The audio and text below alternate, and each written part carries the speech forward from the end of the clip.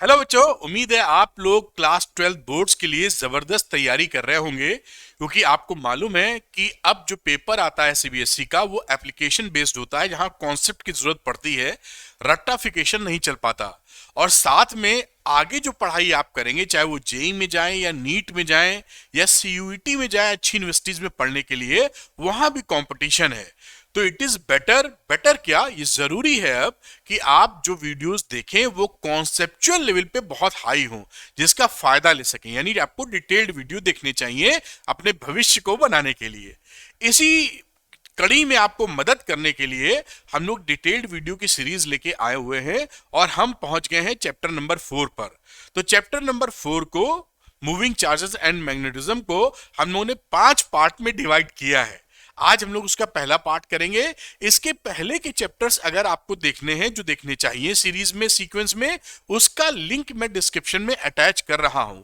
ये class 12 boards के लिए डेडिकेटली मैंने ये वीडियोस बनाए हैं जो आपको ट्रेमेंडसली कॉन्सेप्ट क्लैरिटी देंगे। डेरिवेशंस जो होते हैं वो भी करते हैं हम लोग, इसमें न्यूमेरिकल्स भी करते हैं और हाई लेवल ऑफ कॉन्सेप्ट को क्लियर करते हैं। चलिए बात को स्टार्ट करते हैं। देखिए chapter 4 moving charges and magnetism, पूरे चैप्टर का शेड्यूल क्या है। 5 पार्ट है, केवल पहला पार्ट की जिक्र करूंगा आज क्योंकि इसको हम लोग डिस्कस करेंगे। पहले पार्ट में हम लोग पढ़ने वाले हैं concept of magnetic field, Oersted experiment, Biot Savart law and it application to current carrying circular loop, और भी कुछ चीजें। ये मेन पॉइंट्स थे।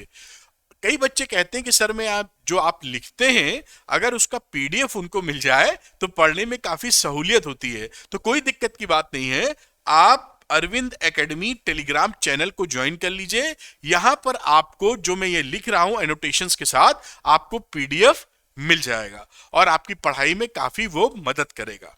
कई बच्चे मुझसे लाइव क्लास लेना चाहते हैं तो वहां पर अरविंद एकेडमी ऐप आता है, इसका लिंक भी डिस्क्रिप्शन में है। शाम को लाइव क्लासेस होती हैं जहां पर डायरेक्टली आप मुझसे डाउट पूछ सकते हैं, कोई चीज समझ में आ रही है नहीं आ रही है आप देख सकते हैं। साथ में हम लोग पूरे सारे डेरिवेशंस, सारे न्यूमेरिकल्स कराने के बाद 2 लेक्चर्स एडिशनल पर चैप्टर देते हैं। एक एनसीईआरटी कॉर्नर जहां पर एनसीईआरटी के सिलेक्टेड क्वेश्चंस करते हैं, दूसरा PYQs corner, previous year questions को भी हम लोग लगे हाथ करते हैं। तो पूरी तरीके से, जबरदस्त तरीके से चैप्टर फिनिश होता है।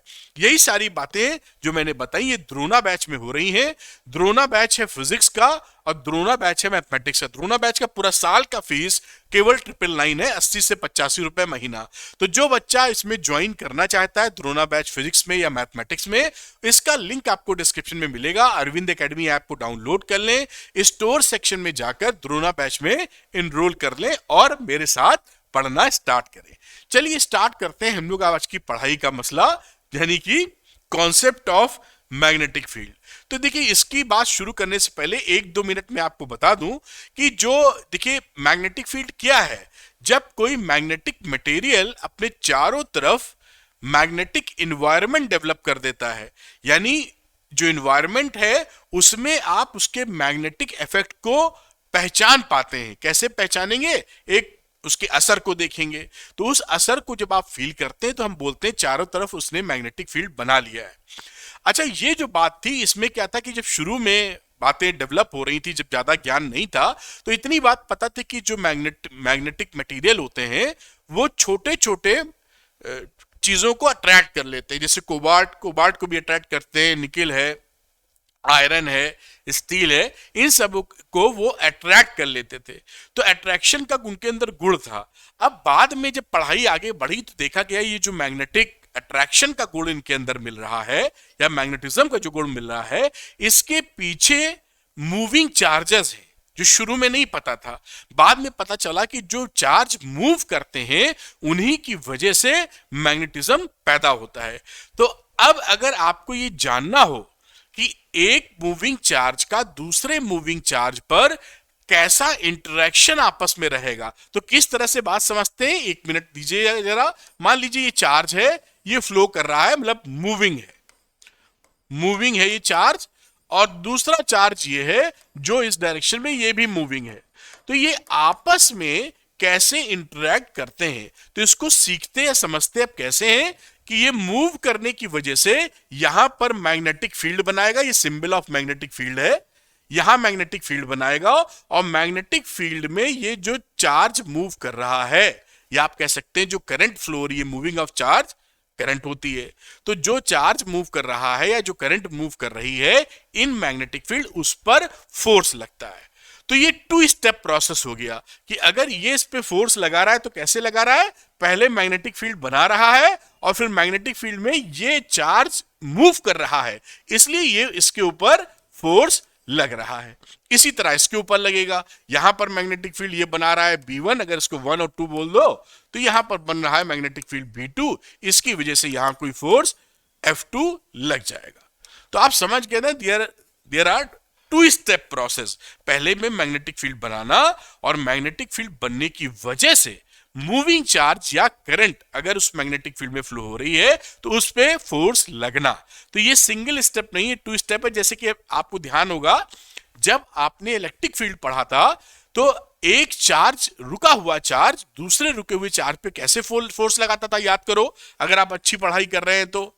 अगर ये रेस्ट में है दोनों चार्ज तो हमने क्या सीखा था कि अगर ये Q1 चार्ज है, ये Q2 है, तो इसकी वजह से यहां इलेक्ट्रिक फील्ड बनेगा, पहला स्टेप, और इस इलेक्ट्रिक फील्ड की वजह से इस पे फोर्स लगेगा Q2 इंटू E। ये भी हम लोगों ने दो स्टेप प्रोसेस यहां पर सीखा था इन केस ऑफ जब चार्ज रेस्ट पर थे। यहां पर दो स्टेप प्रोसेस है, मूविंग चार्जेस दूसरे मूविंग चार्जेस से कैसे इंटरेक्ट करते हैं, ये इसलिए बताया कि कॉन्सेप्चुअल लेवल हाई हो जाए। खैर टू द पॉइंट आते हैं। तो मैग्नेटिक फील्ड क्या है बेटा, मैग्नेटिक फील्ड है आपका space around a magnet with in which is influence can be experience is called magnetic field. उसके चारों तरफ का जो इन्वायरमेंट है वहां पर उसके असर को महसूस किया जा सके वो मैग्नेटिक फील्ड है। मैग्नेटिक फील्ड हमारा वेक्टर क्वांटिटी होता है और इसका सिंबल है बी और इसकी एसआई यूनिट है टेस्ला। ये ध्यान रखिएगा, काफी आपके काम आएगी। तो मैग्नेटिक फील्ड बी से दिखाएंगे और टेस्ला इज द यूनिट। अच्छा, पहले ये कैसे डेवलप हुआ कि चार्ज मूव करने की वजह से या करंट फ्लो होने की वजह से मैग्नेटिक फील्ड बनता है।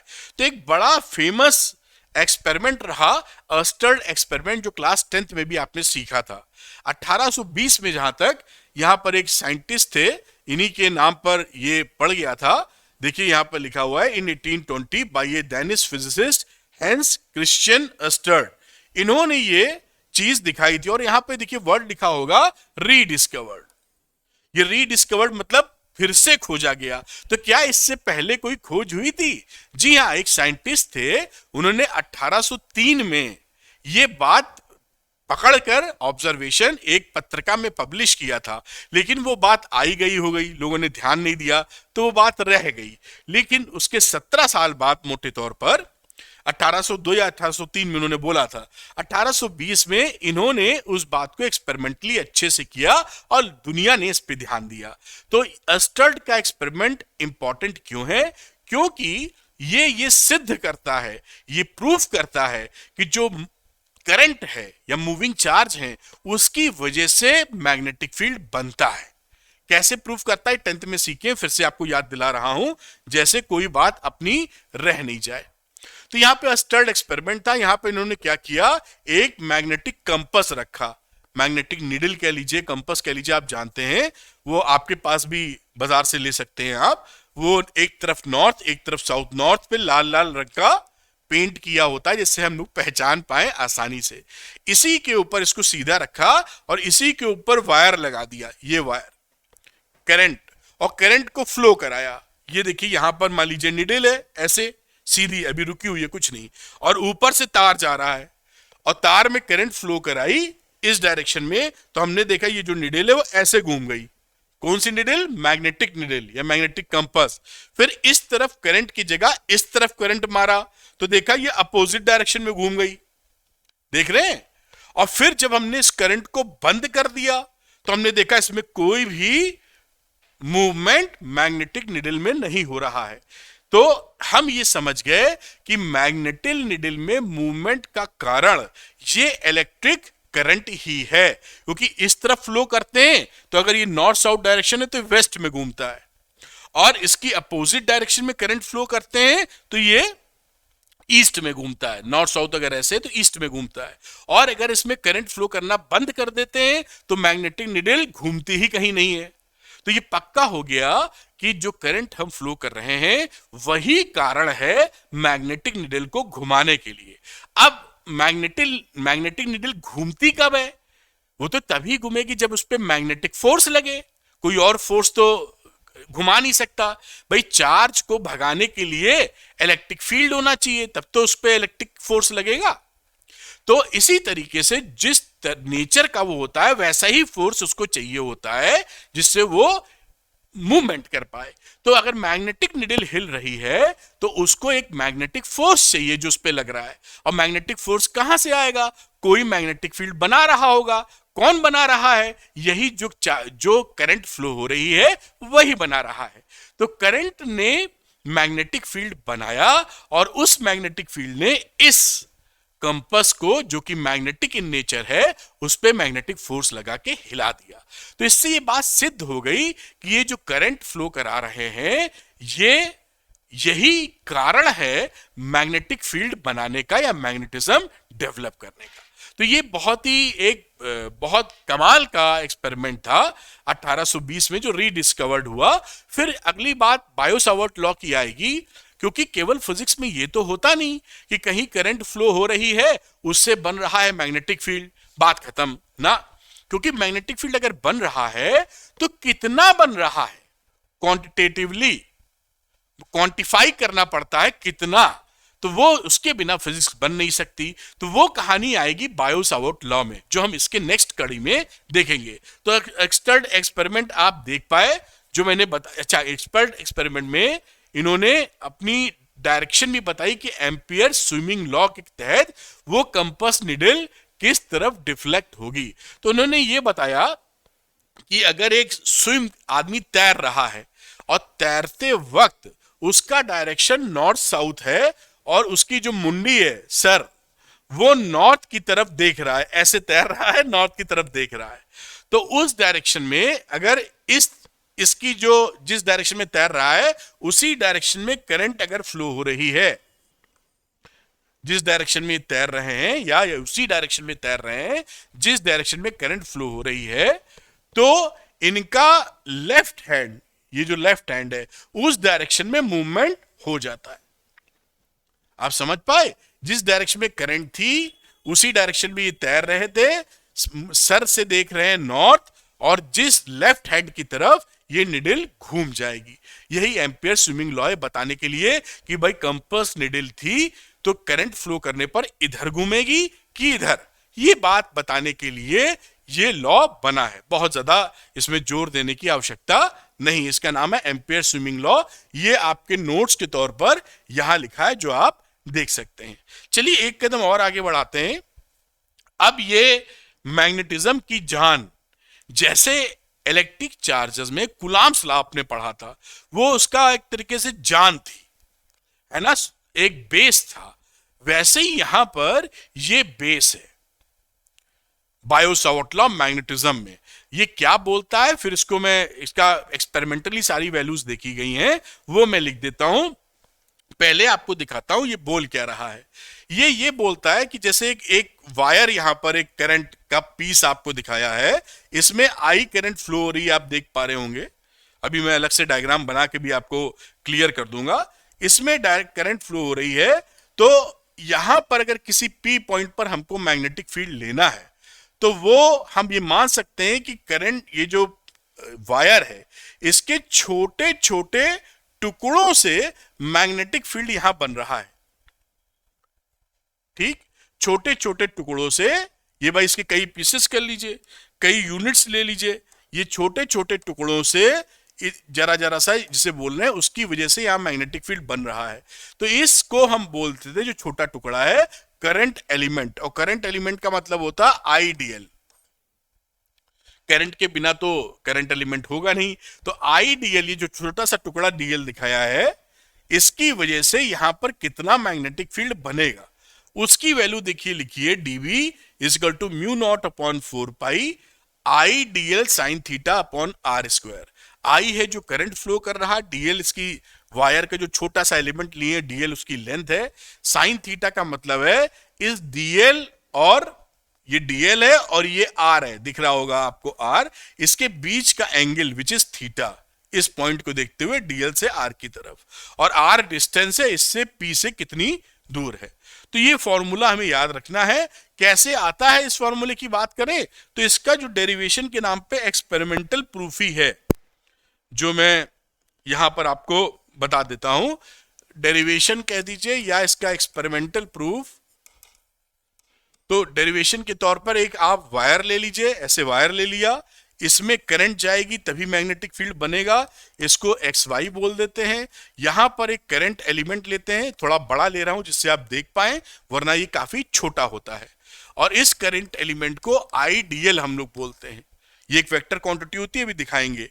तो और डीएल जो है उसका डायरेक्शन किधर होता है, जिस डायरेक्शन में करंट फ्लो कर रहा है। DL is a vector quantity और डायरेक्शन जिस डायरेक्शन में करंट फ्लो कर रहा है। तो ये हो गया आपका डीएल वेक्टर। आईडीएल ये क्या है, करंट एलिमेंट। इसकी वजह से किसी पॉइंट पी पर जो मैग्नेटिक फील्ड बनेगा वो कैसे इसको बताते हैं। ये मान लीजिए यहां से आर डिस्टेंस पे इसके बीच का एंगल थीटा है, और ये भी आर भी एक वेक्टर क्वांटिटी है। तो यहां पर देखिए क्या होता है, जो कहा जाता है वो बोलते हैं कि डीबी इनवर्स प्रोपोर्शनल है करंट के। जितनी ज्यादा करंट होगी उतना ज्यादा मैग्नेटिक फील्ड यहां पर बनेगा पॉइंट पी पर। बहुत अच्छी बात। दूसरी बात बोलते हैं DB is proportional to DL. Current length ये जो ली है, इसको जितना बड़ा आप करेंगे, ये डीएल था, जितना बड़ा आप करेंगे उतना ज्यादा इसके अंदर मैग्नेटिज्म आपको मिलेगा। साथ में DB is also proportional to sine theta. Theta किसके बीच का एंगल है, डीएल और आर के बीच का एंगल है, ये जो बनाया है आप देख पा रहे होंगे। ये कहानी हो गई। उसके बाद DB is also inversely proportional to 1 upon are square, यानी बीच का डिस्टेंस जितना है उससे वो 1 अपॉन आर स्क्वायर के प्रोपोर्शनल होता है। अब इन चारों बातों को अगर 1 2 3 4 है मिला लें तो हम लिख सकते हैं DB is inversely proportional to I DL sine theta upon are square. अब यहां पर आप देखेंगे तो एक प्रोपोर्शनलिटी कांस्टेंट आता है। एसआई सिस्टम में बात करें तो हम यहां पे लिख देते हैं सीधे DB is equal to mu naught upon 4 pi और I DL sine theta upon are square. और ये जो म्यू नॉट अपॉन 4 पाई है, ये एसआई सिस्टम में इसकी जो वैल्यू होती है म्यू नॉट, इसको परमेबिलिटी बोलते हैं। म्यू नॉट को यहां देखेंगे आप तो permeability of the free space. वहां पे जो था इलेक्ट्रिक चार्जेस में परमिटिविटी थी एप्सिलॉन नॉट जो हुआ करता था, तो ये परमिबिलिटी है। म्यू नॉट अपॉन 4 पाई की जो वैल्यू होती है वो होती है 10 की पावर -7 टेस्ला मीटर पर एम्पियर। इस तरह से ये, चलिए इसको भी ऐसे अंडरलाइन कर देते हैं, याद रखिएगा इसकी वैल्यू। ये फॉर्मूला जो कि बायो सावर्ट लॉ है ये निकल आता है। देखिए बात यही नहीं रुकती, क्योंकि यहां पर जो डीबी है वो एक वेक्टर क्वांटिटी है। तो हम क्या करते हैं, इसको वेक्टर की तरह रिप्रेजेंट, ये तो मैग्नीट्यूड लिखा हुआ है, वेक्टर की तरह रिप्रेजेंट करने के लिए यहां पर DB is equal to mu naught upon 4 pi और यहां लिख देते हैं आई डीएल वेक्टर क्वांटिटी था, तो डीएल और क्रॉस प्रोडक्ट लेते हैं आर से और नीचे आ जाता है आर क्यूब। ये फॉर्मूला बनता है वेक्टोरली। ये क्या है, वेक्टर फॉर्म में है, ये केवल मैग्नीट्यूड है। मेरे ख्याल से बात बहुत क्लियर होगी। ये आर क्यूब क्यों आ गया है, क्योंकि ये आर ऊपर आ गया है। तो आप जानते हैं जब भी डीएल क्रॉस आर आप करेंगे तो इसका magnitude DL into R into sine theta लिखेंगे। तो यहां पर ये आर एडिशनल आएगा, इसलिए आर क्यूब कर दिया है जिससे बैलेंस हो जाए, और मैग्नीट्यूड जब आर से आर कट जाएगा तो डीएल साइन थीटा ऊपर बचेगा। ये इससे फायदा क्या होता है वेक्टर वाले मेथड से, कि आप इसका डायरेक्शन भी समझ पाते हैं किस डायरेक्शन में मैग्नेटिक फील्ड है। जैसे मैं यहां बात करूं कि यहां पर किस डायरेक्शन में मैग्नेटिक फील्ड है, स्लाइड ही पीछे कर दी मैंने, तो इसको नीचे करना था। ये यहां पर अगर आप देखें तो हम लोग बात कर रहे थे किधर, कि डीएल क्रॉस आर। तो आप वेक्टर क्रॉस प्रोडक्ट का रूल जानते हैं। अपनी हथेली को आप डीएल डायरेक्शन में लीजिए और आर की तरफ मोड़िए। अंगूठा जिधर जा रहा है वो डायरेक्शन होती है मैग्नेटिक फील्ड की। तो यहां पर जो मैग्नेटिक फील्ड की डायरेक्शन होगी वो अंदर की तरफ होगी, perpendicular to the plane of this board inside. और उसको इस क्रॉस से दिखाते हैं। इसका मतलब क्या होता है, परपेंडिकुलरली इनसाइड। और अगर हम डॉट दिखा देंगे तो परपेंडिकुलरली आउटवर्ड्स। ये इनवर्ट्स लिख दीजिए चाहे यहां पर। बात समझ में आ रही होगी आपके ना। अगर क्रॉस से शो कर रहे हैं तो एकदम इस बोर्ड के ऐसे परपेंडिकुलरली अंदर, और अगर ये डॉट शो कर रहे हैं तो इस बोर्ड के परपेंडिकुलरली आउटसाइड आपकी तरफ। तीर समझ लीजिए, तीर का ये आगे वाला ऐसे तीर होता है ना, एरो, और ऐसे उसकी पूंछ होती है। तो एरो का जब ये बाहर आएगा तो टिप दिखेगा, और ये पीछे जाएगा तो ये इसकी पूंछ दिखेगी। इस तरीके से आप याद कर सकते हैं, मजाक के तौर पे, लेकिन इंटरेस्टिंग है, बिल्कुल लॉजिक वही लगता है। बात समझ में आई होगी आपके। तो अब मैं वो जो बायो सावर्ट लॉ था, इसका नाम क्या बोलते हैं, टी साइलेंट होता है, बायो सावर्ट्स लॉ। यहां पे चाहे तो एस लगाए, इन्हीं का लॉ है बायो सावर्ट्स लॉ। तो आप ये पूरी बात समझ गए होंगे। ध्यान ये रखिएगा कि ये करंट एलिमेंट से मिलके बनता है। और कभी कभी जो हम लोग करंट एलिमेंट आईडीएल लिख रहे हैं ना, इसको कई बुक्स में, इस करंट एलिमेंट को कई बुक में आप पाएंगे केवल डीएल से भी शो कर देते हैं। तो करंट एलिमेंट ऐसे शो या ऐसे शो हो, एक ही पकड़िएगा, लिखने का तरीका है, मतलब तो वही है। बिना करंट थोड़ी मैग्नेटिज्म पैदा होता है, तो आई तो होगा ही होगा। तो ये बात आप समझ गए। ये मैग्नीट्यूड हो गया, ये वेक्टर फॉर्मेट हो गया, जिससे आप जान पाएंगे किधर मैग्नेटिक फील्ड बन रहा है। और म्यू नॉट अपॉन 4 पाई मैंने लिखा था 10⁻⁻7 टेस्ला मीटर पर एम्पियर, और इसी को 4 पाई उधर कर देंगे। What is this, this is permeability, permeability of free space. ये जानना आपके लिए बहुत जरूरी है, और मैं कोशिश कर भी रहा हूं। Permeability of the free space. इस तरीके से ये जो करंट एलिमेंट है छोटा सा, ये इसकी वजह से जो मैग्नेटिक फील्ड बनता है वो उसका मतलब है।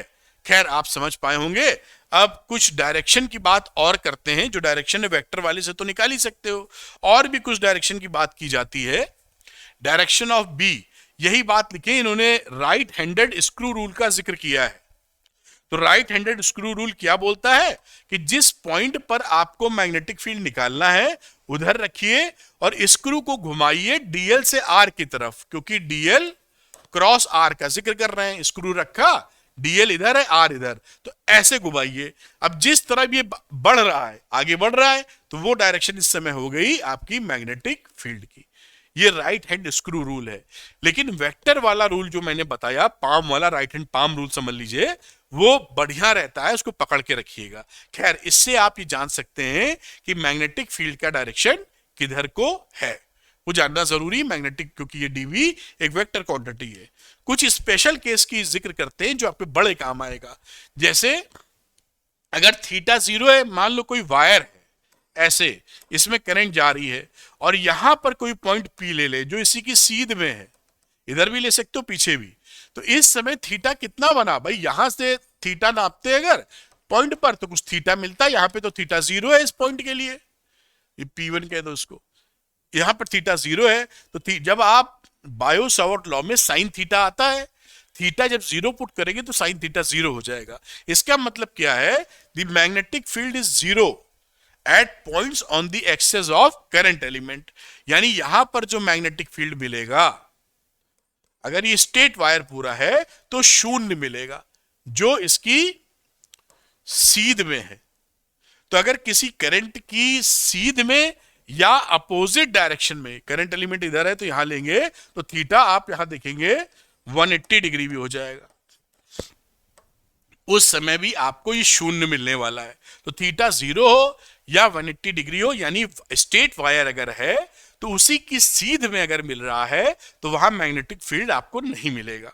ठीक, दूसरा अगर थीटा 90 है, 90 का मतलब अगर स्ट्रेट वायर ही समझ लें सरलता के लिए, ऐसे नाप रहे हैं पी पॉइंट, तो दिस एंगल इज 90 डिग्री, तो यहां बी मैक्सिमम मिलेगा आपको, क्योंकि साइन थीटा का जो टर्म आता है उसमें साइन 90 की वैल्यू 1 होती है विच इज मैक्सिमम।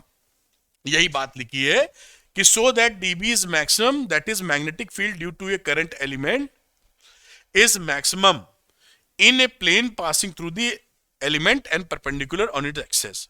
देखिए यहां एक बात और ध्यान रखिएगा जो शायद मैंने हाईलाइट नहीं की है अभी, यहां पर जो जो डीबी बी का डायरेक्शन आपने वेक्टर पढ़ा होगा क्रॉस प्रोडक्ट, वो जो बी आता है वो करंट एलिमेंट और आर इन दोनों के परपेंडिकुलर लेता है। अगर ये दोनों इस बोल्ड के प्लेन में है डीएल और आर, तो यहां पर जो आपको मैग्नेटिक फील्ड का डायरेक्शन मिलेगा वो इन दोनों के परपेंडिकुलर मिलेगा। ये बात भी पकड़िएगा, ये डीएल क्रॉस आर का मतलब यही होता है कि इसका जो रिजल्टेंट वेक्टर है डीएल क्रॉस आर का, वो वेक्टर इन दोनों के परपेंडिकुलर होता है।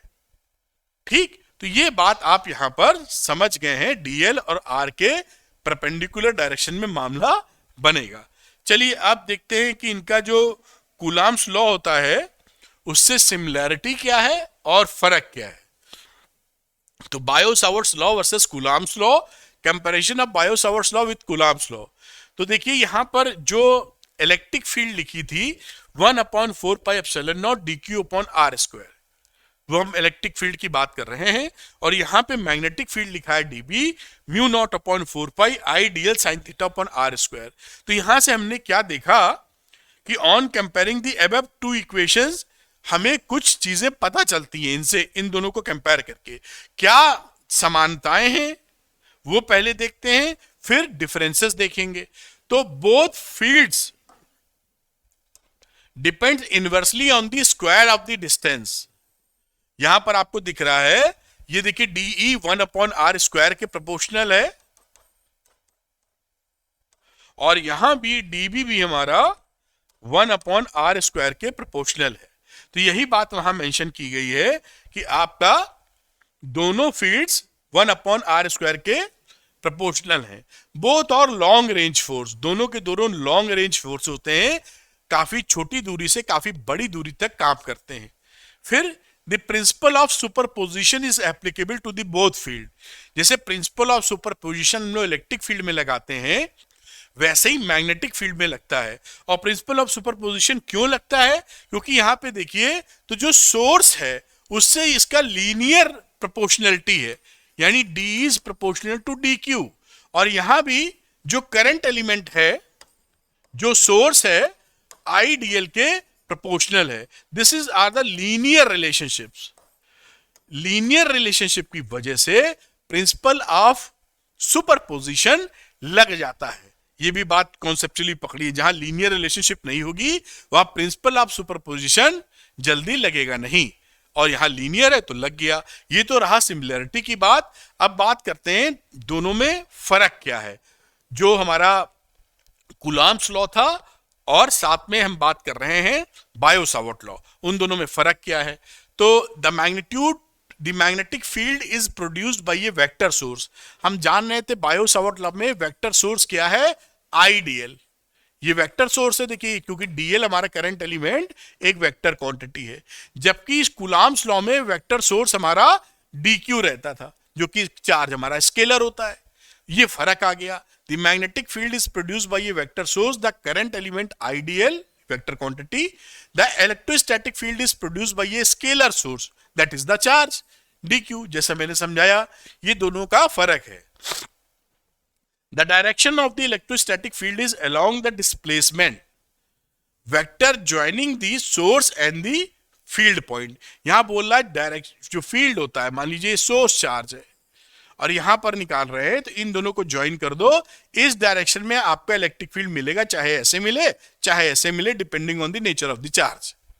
लेकिन यहां पर क्या होता है मैग्नेटिक फील्ड में, the direction of the magnetic field is perpendicular to the plane containing the displacement R and current element. क्योंकि यहां पर देखिए वेक्टर में डीएल क्रॉस आर आता है, आप देख पा रहे थे। तो इसका मतलब क्या है कि जो डायरेक्शन बी का मिलेगा वो इन दोनों के परपेंडिकुलर है, तो ये डीएल आर के परपेंडिकुलर होता है। जबकि इलेक्ट्रिक फील्ड में along the line joining the charge and the point. ठीक, in Biot Savart law the magnitude of magnetic field is proportional to the sine of the angle between the current element IDL and R, displacement vector R. तो हम जानते थे कि जो dB होता है वो साहब साइन थीटा पर डिपेंड करता है मैग्नेटिक फील्ड में।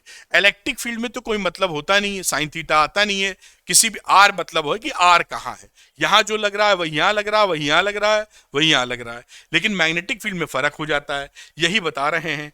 While there is no such angle dependence in the Coulomb's law for the electrostatic field along the axial line of the current element, theta is equal to 0, sin theta is equal to 0, hence dB is equal to 0।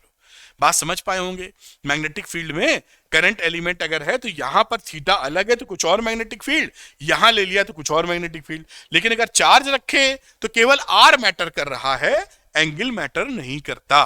तो ये डिससिमिलरिटीज हैं आपकी Coulomb's law और magnetic field के अंदर। सारी बात हम लोग पढ़ेंगे जिससे सुपर कॉन्सेप्ट डेवलप हो और कोई भी चीज रह ना जाए। तो पॉइंट ऑफ डिफरेंसेस भी आपने समझ लिया होगा। अब एक रिलेशनशिप की बात आती है, relationship between mu naught epsilon naught C. ये पहचान रहे हैं ना, दिस इज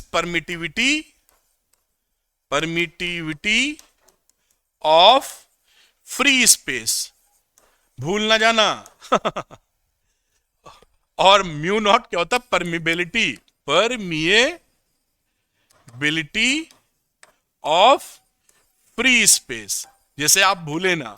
और सी क्या होता है, वेलोसिटी ऑफ लाइट लिख दो, या speed of light in vacuum. मेरे ख्याल से बात पकड़ते बनी, समझ गए अब आप। ये रिलेशन बड़ा इंपॉर्टेंट है, पिद्दी सवाल इस पे आते हैं। ये रिलेशन कैसे आता है जरा सा देख लेते हैं, बहुत प्यारा सा डेरिवेशन सा है, बहुत आसान। तो यहां पे देखिए हम जानते हैं 1/4 पाई एप्सिलॉन नॉट, ये इलेक्ट्रिक फील्ड में पढ़ा था। इसकी वैल्यू होती थी 9 × 10⁹ न्यूटन मीटर स्क्वायर पर कूलम स्क्वायर। ठीक है, बढ़िया। दूसरा हमने अभी पढ़ा म्यू नॉट अपॉन 4 पाई और इसकी वैल्यू हुई 10⁻⁻7 टेस्ला मीटर पर एम्पियर। बहुत सुंदर बात। अब हम क्या करते हैं, अगर मैं mu naught into epsilon not निकालने की कोशिश करूं तो मैं इसको क्या कर सकता हूं, इन दोनों को कर देते हैं आपस में मल्टीप्लाई। तो ये देखिए म्यू नॉट अपॉन 4 पाई और ऊपर वाला 1/4 पाई एप्सिलॉन नॉट। अगर मैं इसको इस तरह से ना मल्टीप्लाई कीजिए, इसको उल्टा मल्टीप्लाई कीजिए, यानी मैं यहां पर इसका उल्टा 4 पाई एप्सिलॉन नॉट से इसको मल्टीप्लाई कर दूं, तो देखिए मल्टीप्लाई होने पे 4 पाई कट जाएगा, mu naught into epsilon not आपका आ जाएगा। बिल्कुल दुरुस्त है। अब हम ये जो वैल्यू लिखी है यहां पर देखिए, म्यू नॉट अपॉन 4 पाई को लिख देते हैं 10⁻⁻7 और 4 पाई एप्सिलॉन नॉट क्या है, इसका उल्टा, तो आ जाएगा 1/9 × 10⁹। बात पकड़ में आई होगी। इसको आगे बढ़ाइए तो 3 × 10⁸ का ये वैल्यू बन जाता है स्क्वायर, इसको मल्टीप्लाई करने पर ये वैल्यू, और ये वैल्यू क्या है, सी। तो यहां पर आप लिख सकते हैं mu naught epsilon naught is equal to 1/c²। What is C, speed of light in vacuum, आप जानते हैं। ठीक, तो यहां पर ये value mu naught epsilon naught is equal to 1/c² बन गया, और यहीं से आप फिर c की वैल्यू लिख सकते हैं 1/म्यू नॉट एप्सिलॉन नॉट का अंडर रूट। और ये फॉर्मूला काफी काम का है, छोटे छोटे एमसीक्यू वगैरह के सवाल जो बनते हैं इस पे बहुत प्यार से बनते हैं। तो इस रिलेशनशिप को इंपॉर्टेंट लिख देता हूं, आप जरूर ध्यान रखिएगा, कहीं भी टपक सकता है एक आधा नंबर का सवाल लेते हुए।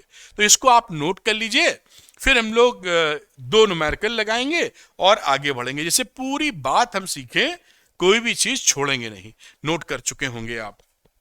अगली बात पकड़ते हैं बेटा, लिखा a wire placed along the north south direction. ये देखिए यहां पर अगर मैं बनाऊं एक डायरेक्शन, क्योंकि डायरेक्शन बनाए बिना मजा कम आता है, नॉर्थ साउथ ईस्ट वेस्ट। तो a wire placed along the north south direction, एक वायर नॉर्थ साउथ डायरेक्शन में है, ठीक है साहब, ऐसी direction, carries a current of 8 ampere. इसमें जो करंट जा रही है वो है भाई साहब 8 ampere from south to north. South to north, चलिए वैसे ही बनाइए, साउथ टू नॉर्थ, समझ रहे हैं। Find the magnetic field due to a 1 centimetre piece of wire. 1 centimetre का कोई पीस ले लिया जिसे हम करंट एलिमेंट बोल देंगे, विच इज आईडीएल या डीएल लिख दीजिए, दोनों बातें एक ही तरह समझी जा सकती हैं। Piece of wire at a point 200 centimetre north east from that piece. तो यहां से नॉर्थ ईस्ट का पॉइंट अगर ले लें तो ये 45 डिग्री निकल आएगा। नॉर्थ ईस्ट इसके बीच से जाता है, विच इज 45 डिग्री। तो नॉर्थ ईस्ट 45 डिग्री और ये डिस्टेंस है 200 सेंटीमीटर।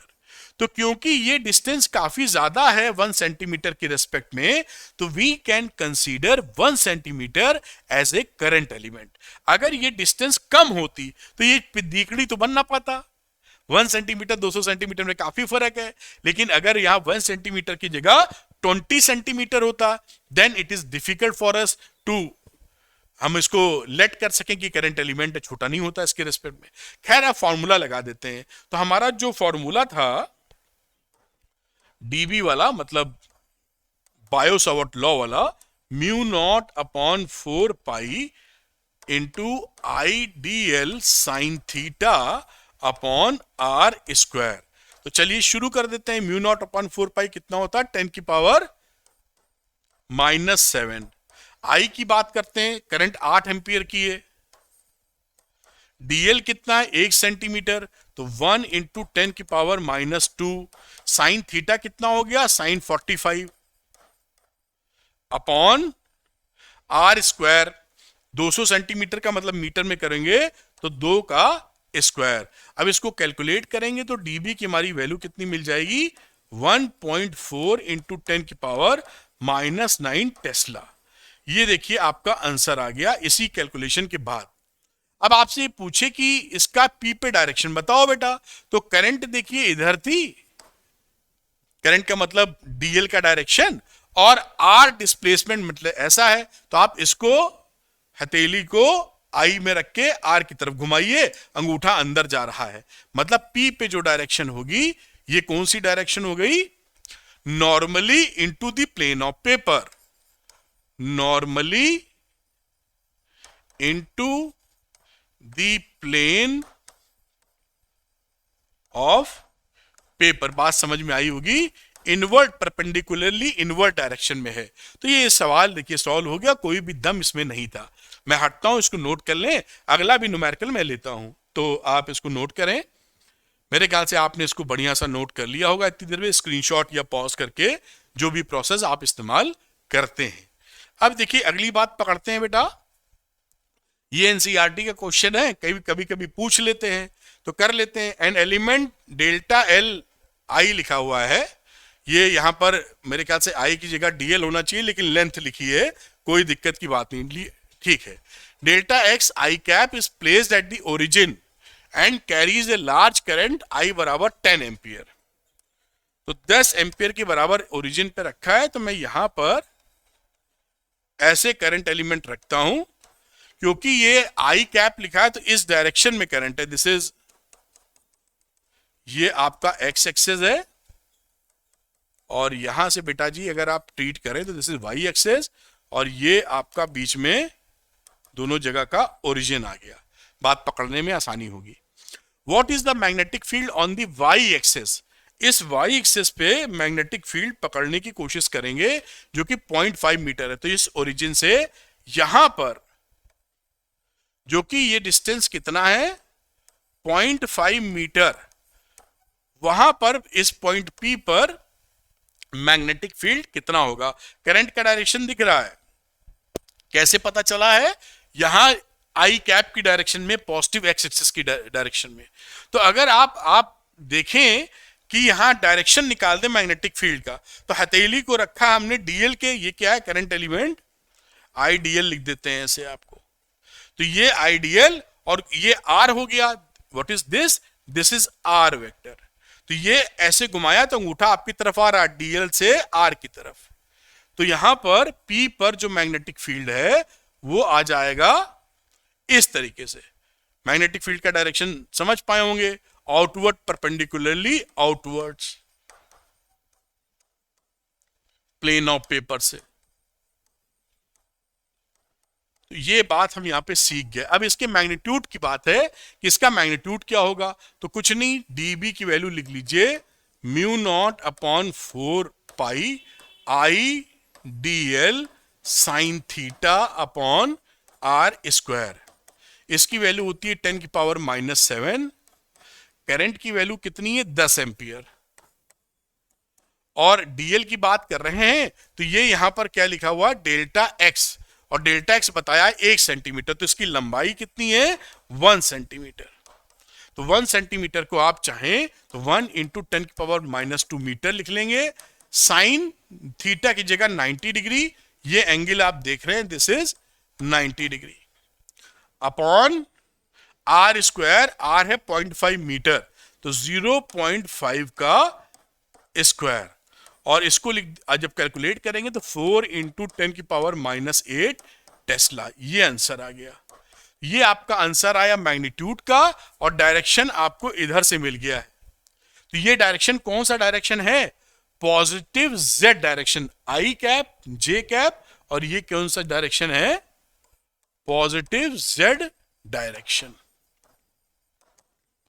क्योंकि उसी तरफ से ये जा रहा है। ये सवाल या न्यूमेरिकल सॉल्व हो जाता है, इसको नोट कर लीजिए, फिर आगे की चर्चा करते हैं। तो इसको नोट करें आप।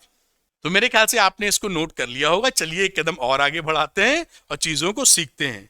अब देखिए दूसरा, ये एक और कहानी है। ये जो कहानी है ये है कि अगर कोई एक स्ट्रेट वायर है फाइनाइट लेंथ का, और फिर इसका एक स्पेशल केस है इनफाइनाइट लेंथ का।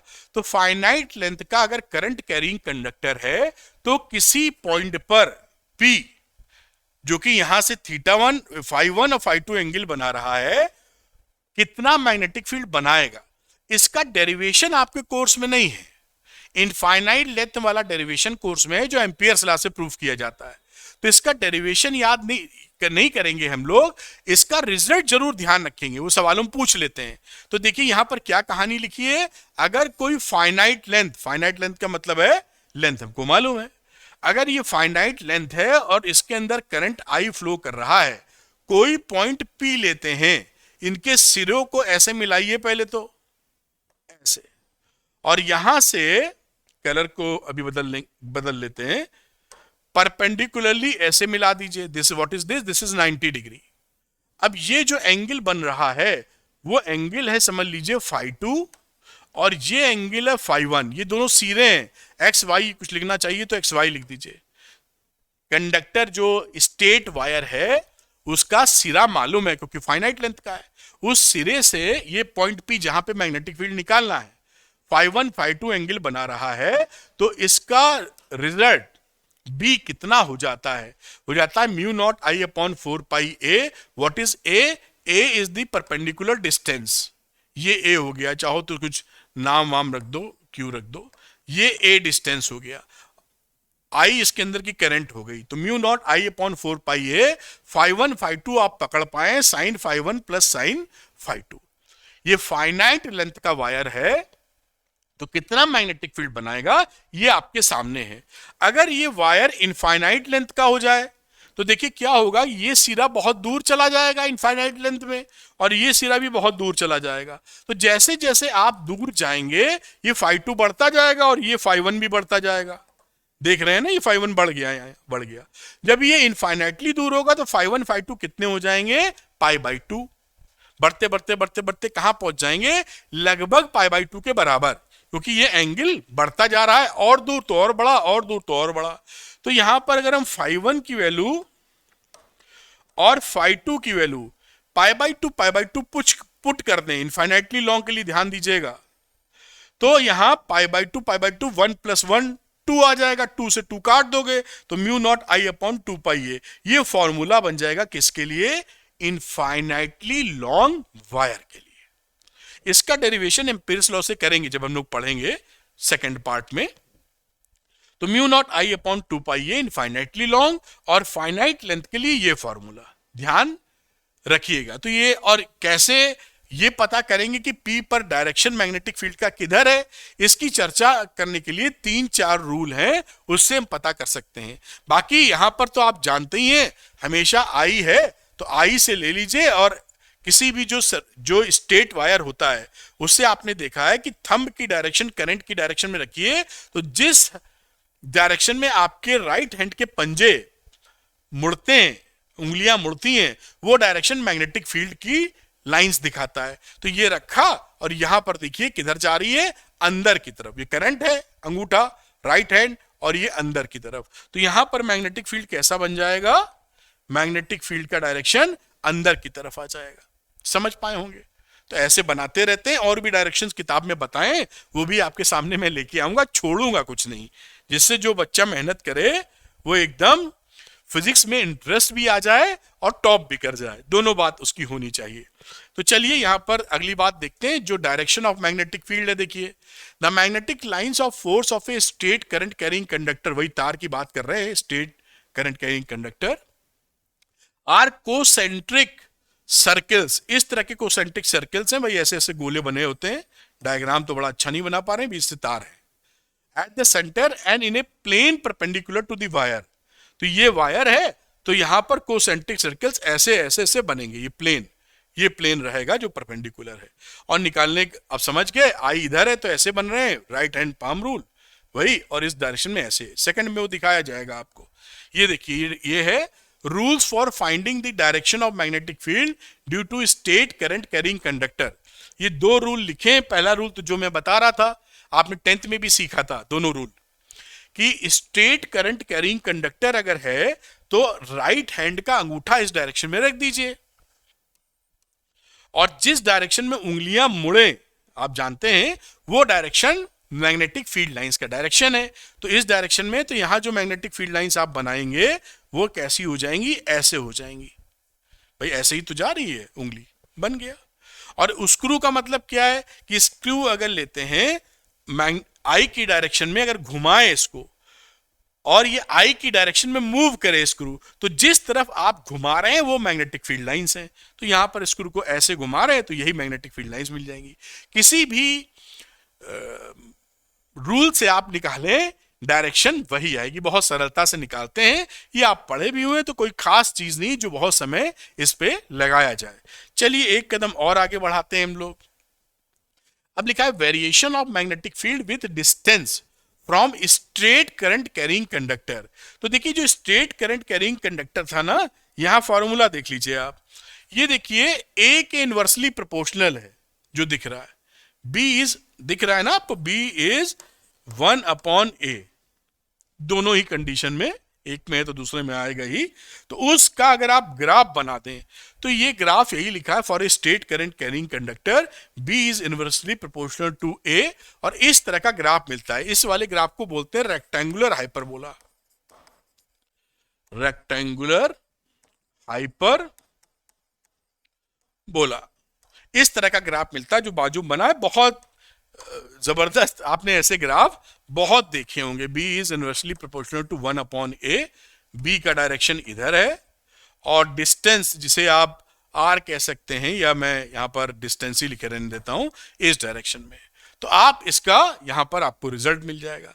चलिए अगला एक न्यूमेरिकल और लेते हैं, जिससे हमारा कॉन्सेप्ट सुपर स्ट्रांग बनता चला जाए, फिर आगे की बात हम लोग करेंगे। तो यहां पर देखिए, यहां लिखा हुआ figure shows 2 current carrying wires 1 and 2। ये पहला वायर है, रेड कलर बना दूं तो थोड़ा सा आसानी से दिख जाता है, 1 और ये 2। Find the magnitudes and direction of the magnetic field eight point P Q R.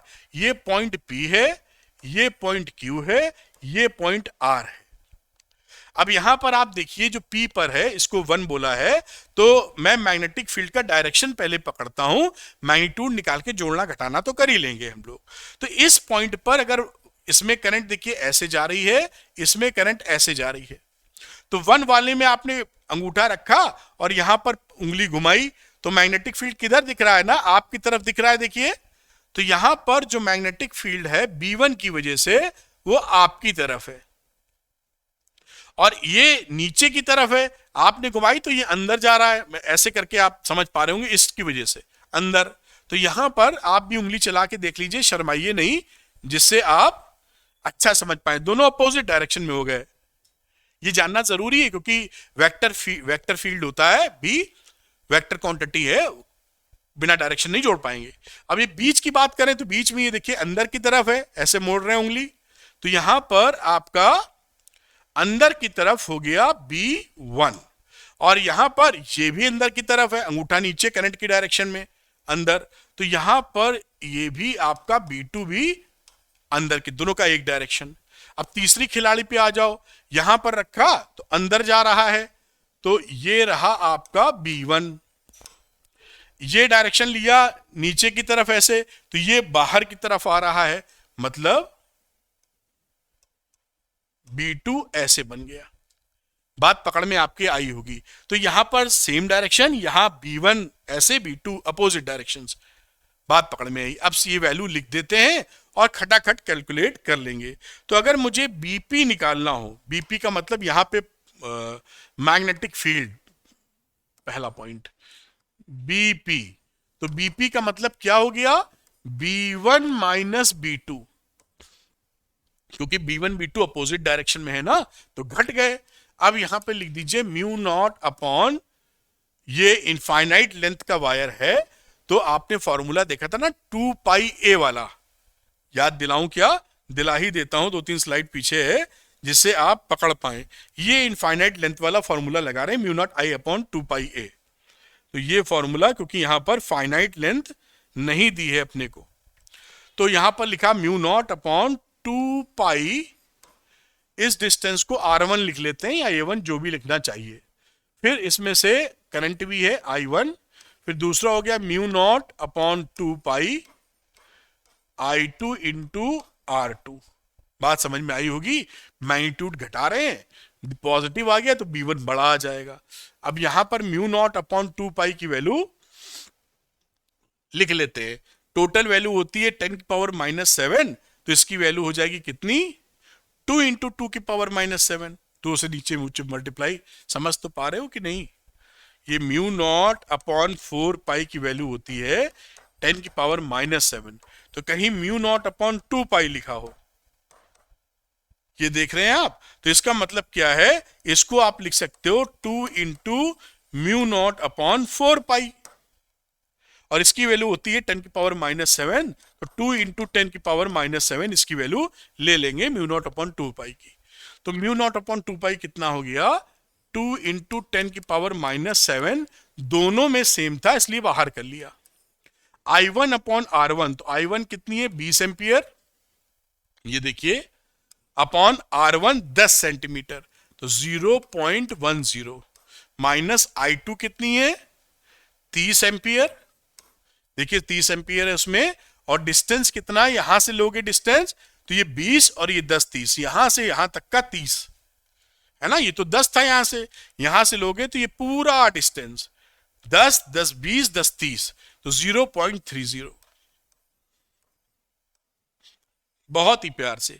अब इसको आप कैलकुलेट कर लीजिए, तो BP की वैल्यू देखिए पॉजिटिव इन नेचर है, 2 इंटू 10 की पावर -5 टेस्ला, ये वैल्यू आ गई। पॉइंटिंग नॉर्मली, ये कौन सी कहानी है, B1 बड़ा तभी पॉजिटिव आई है, आउटवर्ड, नॉर्मली आउटवर्ड, जो B1 की डायरेक्शन थी। बात समझ में आ गई होगी, क्योंकि ये पॉजिटिव आ गया है, यानी B1 बड़ा है, B2 छोटा है। ठीक है, अब हम दूसरी क्यू पॉइंट पे निकालने की चेष्टा करेंगे। तो मैं इसको व्हाइट कलर से ले लेता हूं, जैसे पूरी बढ़िया से बात हम सीख पाए। पी बी क्यू की बात करो, दोनों का डायरेक्शन देखिए सेम है, अंदर की तरफ, दोनों को जोड़ दो फिर। तो ये रहा साहब B1 प्लस B2। तो इसकी वैल्यू यहीं से डायरेक्ट, इस फॉर्मूला समझ गया, प्लस आ जाएगा बीच में। तो क्या लिखोगे, 2 इंटू 10 की पावर -7, ये जो म्यू नॉट अपॉन 2 पाई आता है, और ये वैल्यू हो जाएगी 20 अपॉन 0.10, इससे 10 सेंटीमीटर प्लस इससे 10 सेंटीमीटर, तो 30 अपॉन 0.10, और इसको सॉल्व करेंगे तो आएगा 10 की पावर -4 टेस्ला। डायरेक्शन क्या है, इनवर्ड, नॉर्मली इनवर्ड। ये सब सवाल आप कर लेंगे, और भी कराऊंगा मैं, अभी एक लंबा प्रूफ भी करेंगे हम लोग। वीडियो थोड़ा लंबा हो सकता है, लेकिन सारी चीजें क्लियर हो जाएंगी आपकी। नंबर तीसरे की बात करते हैं हम लोग। तीसरे में बी क्यू के बाद बी आर की बात करते हैं। तो बी आर में हम लोग B2 माइनस B1 निकाल लेते हैं। B2 किसी में से कोई घटा सकते हो, निगेटिव आ जाएगा तो मतलब उल्टा है, और पॉजिटिव आ जाए तो आपने सही पकड़ा हुआ है। तो B2 माइनस B1 क्या रहा, ये देखिए 2 इंटू 10 की पावर -7, तो सेम ही आ जाएगी फॉर्मूले में, म्यू नॉट अपॉन 2 पाई। फिर इसकी बात कर रहे हैं, तो ये 2 से बनने वाले कितने हो गए, 30 एम्पियर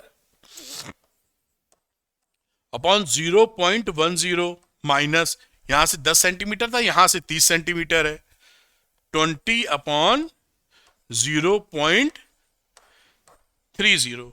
अब इसको जब आप सॉल्व करेंगे, 4.5 इंटू 10 की पावर -5 टेस्ला। ये देखिए ये वैल्यू आ गई 4.5 इंटू 10 की पावर माइनस टेस्ला। है किधर, नॉर्मली आउटवर्ड, नॉर्मली आउटवर्ड। क्योंकि हमारा ये B2 माइनस B1 पॉजिटिव आया है, तो B2 बड़ा है, और B2 का डायरेक्शन किधर है, आपकी डायरेक्शन में। इस तरह से न्यूमेरिकल कर सकते हैं। इसको नोट कर लीजिए, एक न्यूमेरिकल और करेंगे, छोड़ेंगे नहीं हम लोग, जिससे बहुत ही मजबूती से ये लेक्चर आप तक पहुंचे। मेरे ख्याल से आपने इसको नोट कर लिया होगा, एक अच्छा सवाल था, आपके ज्ञान को बढ़ाता है। अगला सवाल लेते हैं, ये भी काफी इंटरेस्टिंग है, और इसीलिए मैं सोच के बना रहा हूं कि जो बच्चा ये वीडियो देखे उसको जबरदस्त कॉन्सेप्ट क्लैरिटी हो। खैर, तो यहां पर बात करते हैं, use Biot Savart law to obtain an expression for the magnetic field at the centre of a coil. Centre, ये कॉइल है, देखिए एक wire BC DA CD DA और AB जा रहा है, इसके सेंटर पे बात कर रहा है कि यहां पर मैग्नेटिक फील्ड कितना होगा। Coil bent in the form of A square, ये स्क्वायर है, of side 2A carrying current, और इसका जो साइड है स्क्वायर है वो 2A, आपको दिख ही गया होगा, मैं इसको जबरदस्ती खींच नहीं रहा हूं। अब देखिए यहां पर अगर हम इसके 4 टुकड़े लेंगे, ये एक हो गया फाइनाइट वायर का लेंथ, ये एक फाइनाइट वायर, ये एक फाइनाइट वायर, ये एक फाइनाइट वायर। आपको फाइनाइट वायर वाला फॉर्मूला बताया था। अगर आप इसके एंड से इसको मिला देते हैं, जैसे डॉटेड लाइन से मिला है, और यहां से परपेंडिकुलर ड्रॉप कर देते हैं, तो आप जानते हैं क्योंकि डायगोनल के अराउंड है, ये 90 है, ये 45 है, तो ये 45 हो जाएगा। इसी तरीके से ये एंगल भी 45 हो जाएगा। अब यहां पर अगर आप देखें, जो मैं पहले ही बता देता हूं, फिर मजा आ जाएगा।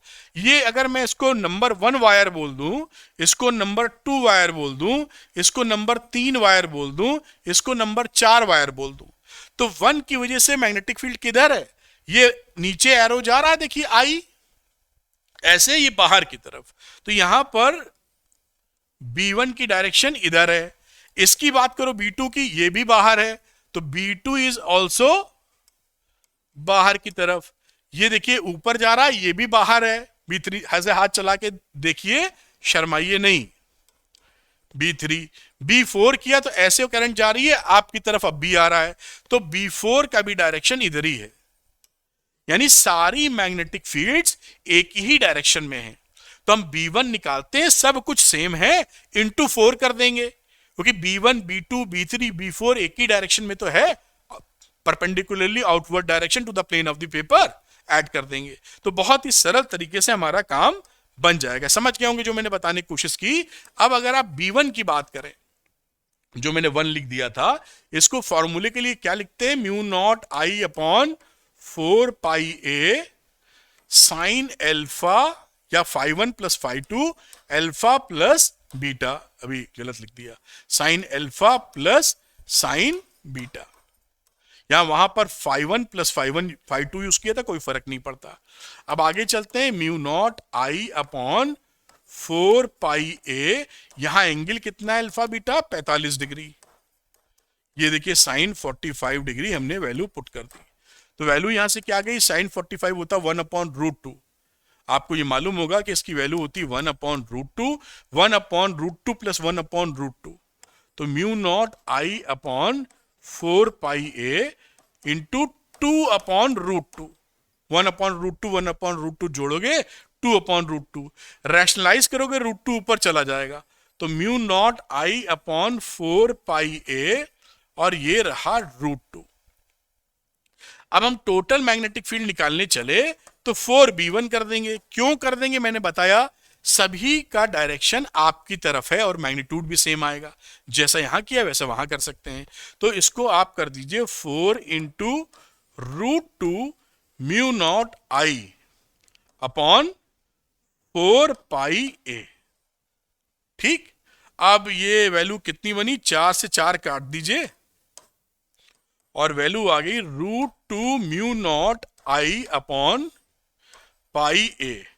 क्या डायरेक्शन है, डायरेक्टेड नॉर्मली आउटवर्ड्स। बात खत्म हो गई। देखिए कितने आराम से आप कर पाए, जरा सी बात थी लेकिन समझना जरूरी है। उम्मीद है आप समझे होंगे, इसको नोट कर सकते हैं। फिर हम लोग अगला 2 डेरिवेशन करेंगे। पहला डेरिवेशन थोड़ा छोटा है, दूसरा वाले में थोड़ा सा एक स्टेप फर्दर जाएंगे, तो इसको आप नोट कर पाए होंगे। अगली चीज यहां पर करते हैं, देखिए ये है magnetic field at the centre of the circular current carrying coil या लूप। तो ये देखिए करंट कैरिंग लूप है, ये काफी क्लोज है, इसको बहुत दूरी में समझिएगा, एकदम पास आके टच नहीं किया, दूर से चला गया है। इसमें जो करंट फ्लो हो रही है इसकी वजह से इसके सेंटर पर कितना मैग्नेटिक फील्ड होगा ये आएगा। ये कहां से आया, डराइव कर देते हैं, 2 मिनट का काम है। और अगर इसमें एन टर्म्स हो, 100 चक्कर हो, एन चक्कर हो, तो ये फॉर्मूला बन जाएगा, एन से मल्टीप्लाई कर देंगे।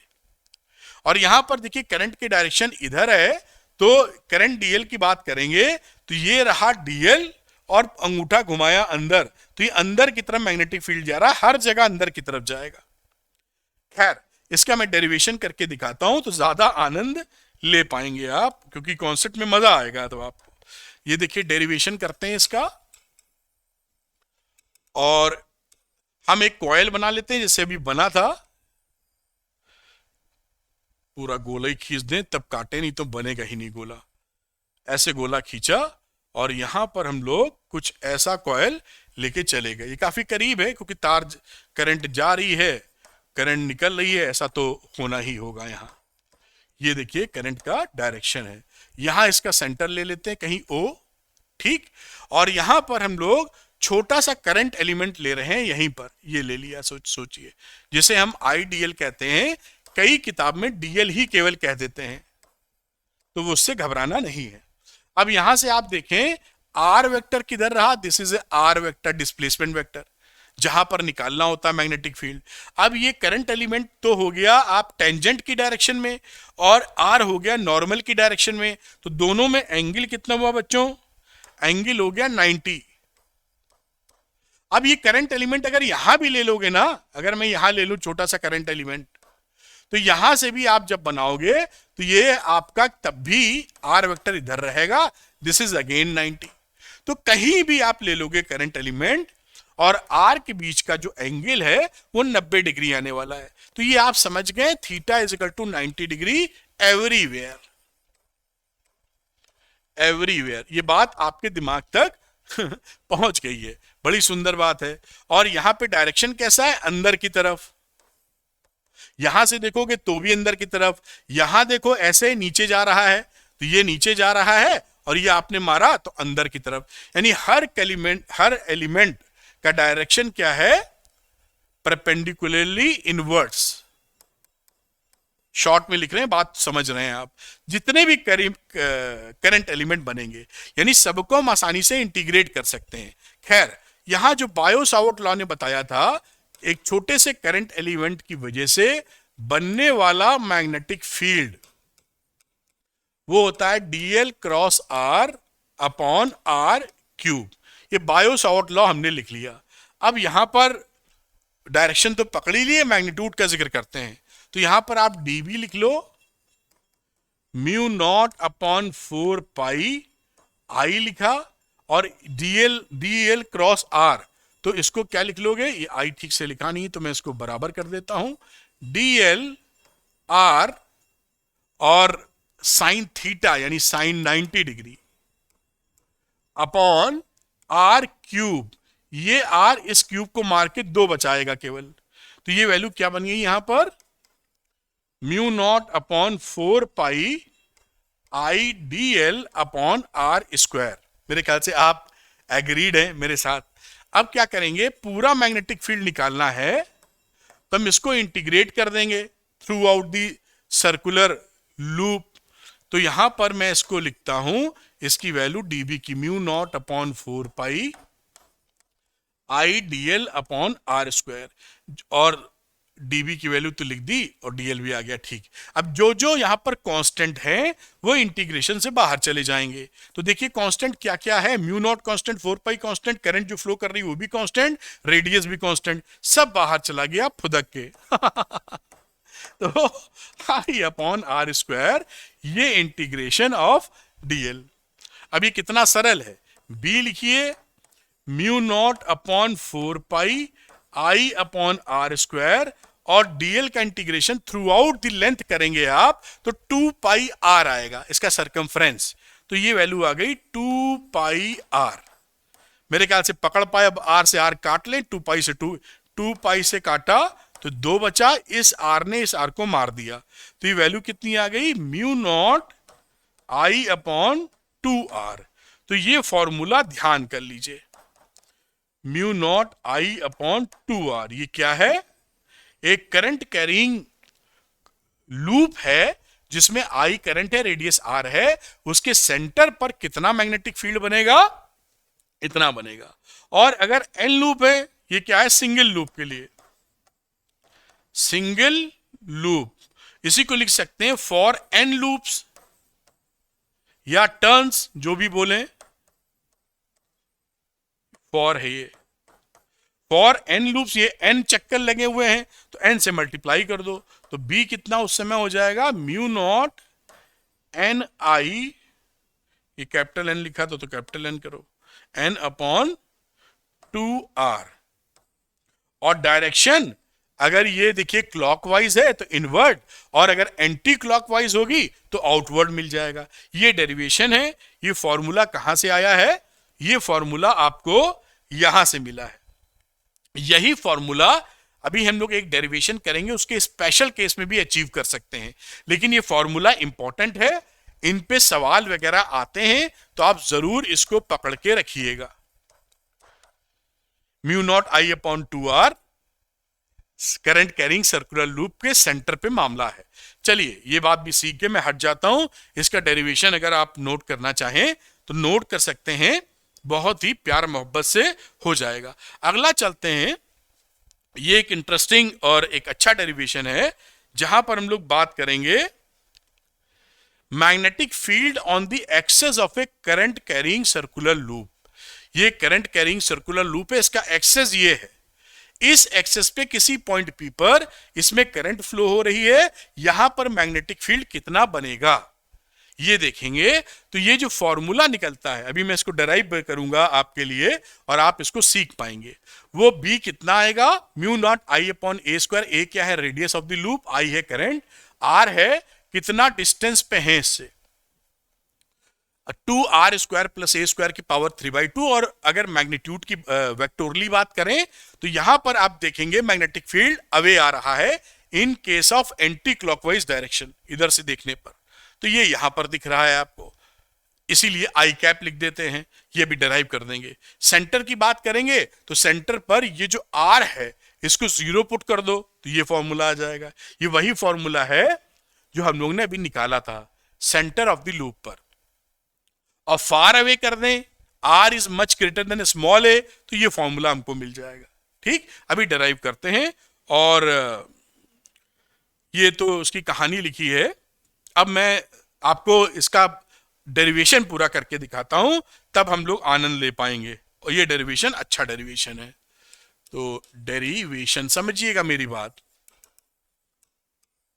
एक बनाते हैं लूप, चलिए इसी कलर से बनाते हैं। ये बनाया हमने loop, current carrying circular loop, ये करंट जा रही है इसमें, ये इसका सेंटर है ओ, ये इसका रेडियस है ए, और इसके एक्सेस पर कोई पॉइंट पकड़ लेते हैं पी, जहां पर हम सारी कहानी समेटने की कोई बहुत दूर लिख दिया, अभी जब खींचेंगे लाइन तब पी लिख देंगे।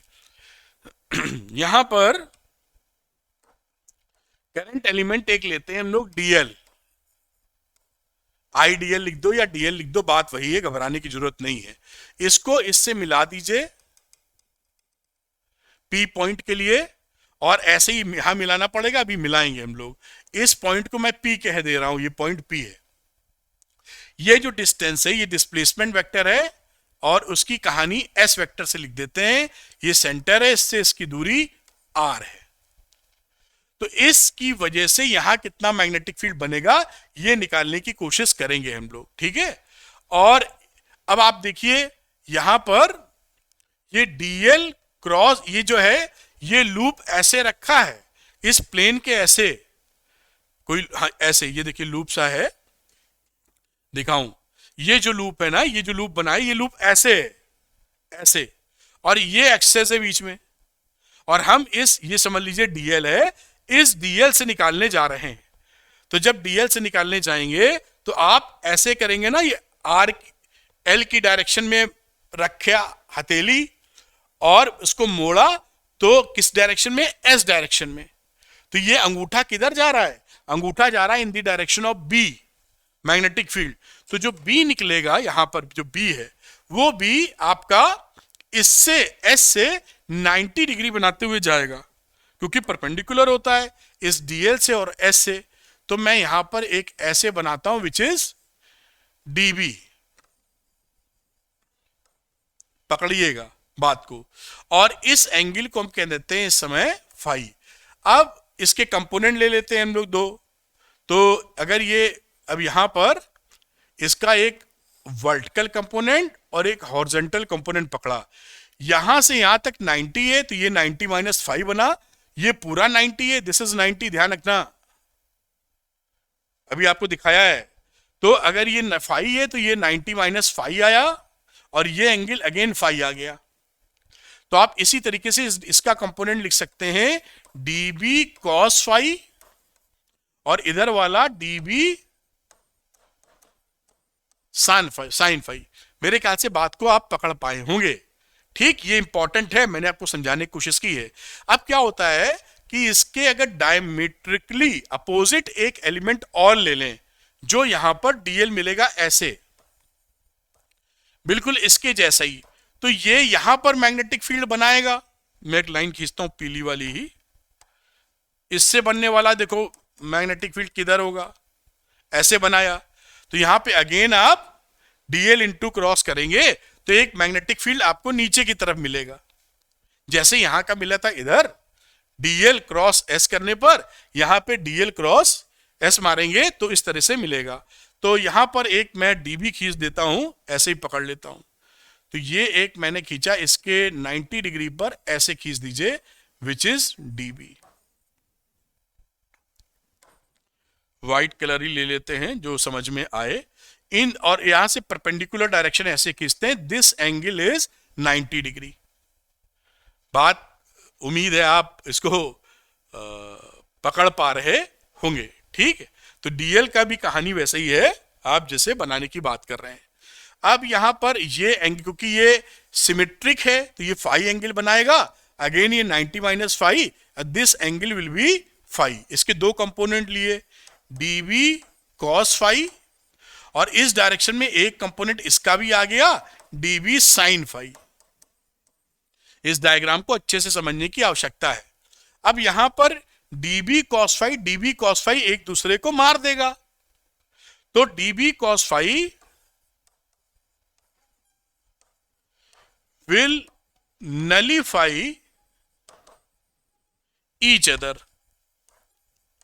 तो db cos फाई हमारे लिए कोई काम का नहीं है, only db sin phi will be there. केवल ये बचेगा, ये दोनों तो एक दूसरे को खा गए। आप बात समझ पाए होंगे। अब कहानी आगे बढ़ाते हैं कि dv की वैल्यू क्या होगी। अब सीधे इंटीग्रेट चाहे तो कर दें। हमें अगर टोटल मैग्नेटिक फील्ड चाहिए तो हम इंटीग्रेट कर सकते हैं, कहां से, db sin फाई को, क्योंकि यही हमारे लिए बचा है। cos फाई ने तो एक दूसरे को मार ही दिया है। ये हम डेरिवेशन कर रहे हैं करंट कैरिंग सर्कुलर लूप का, उसकी एक्सेस पर कोई पॉइंट आर है उसके सेंटर से दूर पर, वहां पर मैग्नेटिक फील्ड कितना होगा इसकी चर्चा कर रहे हैं। तो डायरेक्शन देखिए, दिख गया ना, एक्स एक्सिस के, इसी एक्स एक्सिस के अलोंग है, यही तो बचा, बाकी तो मार ही दिया है। तो डायरेक्शन पता चल चुका, मैग्नीट्यूड निकालने की बात करेंगे। अब साइन फाई की वैल्यू यही निकाल लेते हैं। साइन फाई लिख दीजिए, तो साइन फाई क्या हो गया, ये ट्रायंगल लीजिए, तो इस ट्रायंगल में परपेंडिकुलर अपॉन हाइपोटेन्यूज, तो a अपॉन s, ये इसकी कहानी हो गई।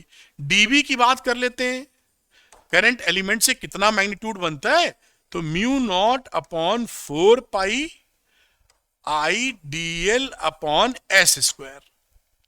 भाई ये करंट एलिमेंट है, तो यहां पे बना magnetic field mu naught upon 4 pi I dl, और ये s का स्क्वायर। इन दोनों की वैल्यू इसमें पुट कर देते हैं। तो चलिए करते हैं एक कदम आगे। b is equal to db हो गया mu naught upon 4 pi I dl upon s square, ये तो इसकी वैल्यू हुई, into a by S sine phi, a by S. ये देखिए कहानी यहां पर बनी। अब यहां पर ये a बाई एस, ठीक है, नीचे s क्यूब मिलेगा। अब इंटीग्रेशन में जो चीजें कांस्टेंट है वो बाहर कर लो, तो म्यू नॉट कांस्टेंट था, 4 पाई कांस्टेंट था, करंट इन द सर्किट और रेडियस ऑफ लूप वो भी कांस्टेंट है, एस भी इस पॉइंट के लिए एस सेम, हर जगह से लोगे तो एस विल बी सेम, तो S cube integration of DL, ये भी बात आप पकड़ पाए होंगे बहुत ही सरल तरीके से। Mu naught upon 4 pi I A upon S cube, और डीएल का मतलब कितना हो गया, सरकमफ्रेंस 2 पाई ए, तो इसको लिख दीजिए 2 पाई ए। अब यहां से जो भी वैल्यू कटनी काट लीजिए, 2 पाई से काटोगे तो यहां बचेगा 2, और ए स्क्वायर ऊपर आ जाएगा, बढ़िया। तो mu naught I A square upon 2 S cube, ये वैल्यू बन गई। अब इस s को, ये देखिए, ये हम लोग ले रहे हैं पाइथागोरस लगाएंगे, तो यहां पर s की वैल्यू क्या हो जाएगी, मैं थोड़ा कलर बदल लेता हूं। इस ट्रायंगल में पाइथागोरस लगाया तो s स्क्वायर की वैल्यू आ जाएगी r square plus a square, और s की बात करें तो r square plus a square की पावर हाफ। हम समझते हैं इसी वैल्यू को यहां डाल देंगे, तो ये देखिए अब क्या बन जाएगा, ये अब बन जाएगा b is equal to mu naught I A square upon 2, और s क्यूब को मतलब इसका क्यूब, यानी r square plus a square का पावर 3/2, इसका क्यूब करोगे तो 3 आ जाएगा ऊपर, और यही फॉर्मूला हमारा डेराइव हो गया फॉर ए सिंगल लूप। ये मैग्नीट्यूड है। अभी इसको वेक्टर फॉर्मेट में लिखना हो तो हम क्या करेंगे, ये मैग्नीट्यूड है आपका for a single loop, magnitude, और यहां पर वेक्टोरली अगर लिखना हो तो b के ऊपर आप वेक्टर साइन लगाइए, mu naught I A square upon 2 R square plus A square की पावर 3/2, और यहां आई कैप लिख देंगे आप। आई कैप क्यों? क्योंकि ये एक्स एक्सिस की डायरेक्शन में ही दिख रहा है। तो जब इसमें लूप में एंटी क्लॉकवाइज चल रहा है तो इधर, और जब उल्टा चलेगा क्लॉकवाइज तो ये डायरेक्शन इधर हो जाएगा, माइनस आई कैप हो जाएगा। पकड़ में आया? अभी प्लस आई कैप है, और इस पे अगर आप चालू कर देंगे क्लॉकवाइज डायरेक्शन में लूप में, इधर से देखेंगे तो क्या मिलेगा? माइनस आई कैप। खैर बात समझ पाए होंगे। इसी में एन टर्न्स आ जाएं, इफ एन टर्न्स, एक लूप की जगह एन चेक करें, तो फॉर्मूला क्या बन जाएगा? B is equal to mu naught N I A square upon 2 R square plus A square की पावर 3/2। अब कुछ स्पेशल केस लेंगे हम लोग। ये फॉर्मूला आ चुका है हमारा। अब स्पेशल केस के लिए मैं अगला एक स्लाइड खोल लेता हूं, और यहां पर स्पेशल केस की लिखा होगा, फिर भी मैं बता रहा हूं। स्पेशल केस क्या हो गया? पहले हम पूरा फॉर्मूला लिख लेते हैं। जो फॉर्मूला हमारे पास था उस फॉर्मूले को आप लिख लीजिए, mu naught I A square upon 2 R square, एक टर्न के लिए 3/2। ये फॉर्मूला हो गया। और n होगा तो n लगा देना, नंबर ऑफ टेंस अगर n है तो पहली चीज, पहला, अगर हमारे पास centre at centre of loop, centre of current loop, इसमें तो r की वैल्यू क्या पुट कर दोगे? 0। r तो था ना सेंटर से कितनी दूर है, अब सेंटर पे ही है, सेंटर पे ही है, तो ये r, ये पॉइंट घट के यहां पहुंच जाएगा, r 0। इसी फॉर्मूले में अगर हम r की वैल्यू 0 पुट कर दें तो हमारा फॉर्मूला क्या बन जाएगा? b is equal to mu naught N I upon, पूरा अगर लिखना चाहें आपके लिए तो a स्क्वायर लिख दो पहले, और r 0 पुट कर दिए तो 2 की पावर a, ये a स्क्वायर है, 2 कटेगा, a क्यूब आ जाएगा, और ये क्या बचेगा? Mu naught N I upon 2a। यही हमने डेराइव किया था पिछले सेंटर ऑफ द लूप पे जब निकाल रहे थे। ठीक, तो ये फॉर्मूला आ गया। कई लोग कई किताबों में इसके एरिया के टर्म में लिखा रहता है, तो आप क्या लिख सकते हैं? b is equal to mu naught N I A upon 2 pi a cube, जहां पर a का मतलब एरिया है, पाई a स्क्वायर किताबों में रहता है, तो मैंने कहा क्यों ना आपको बता दिया जाए।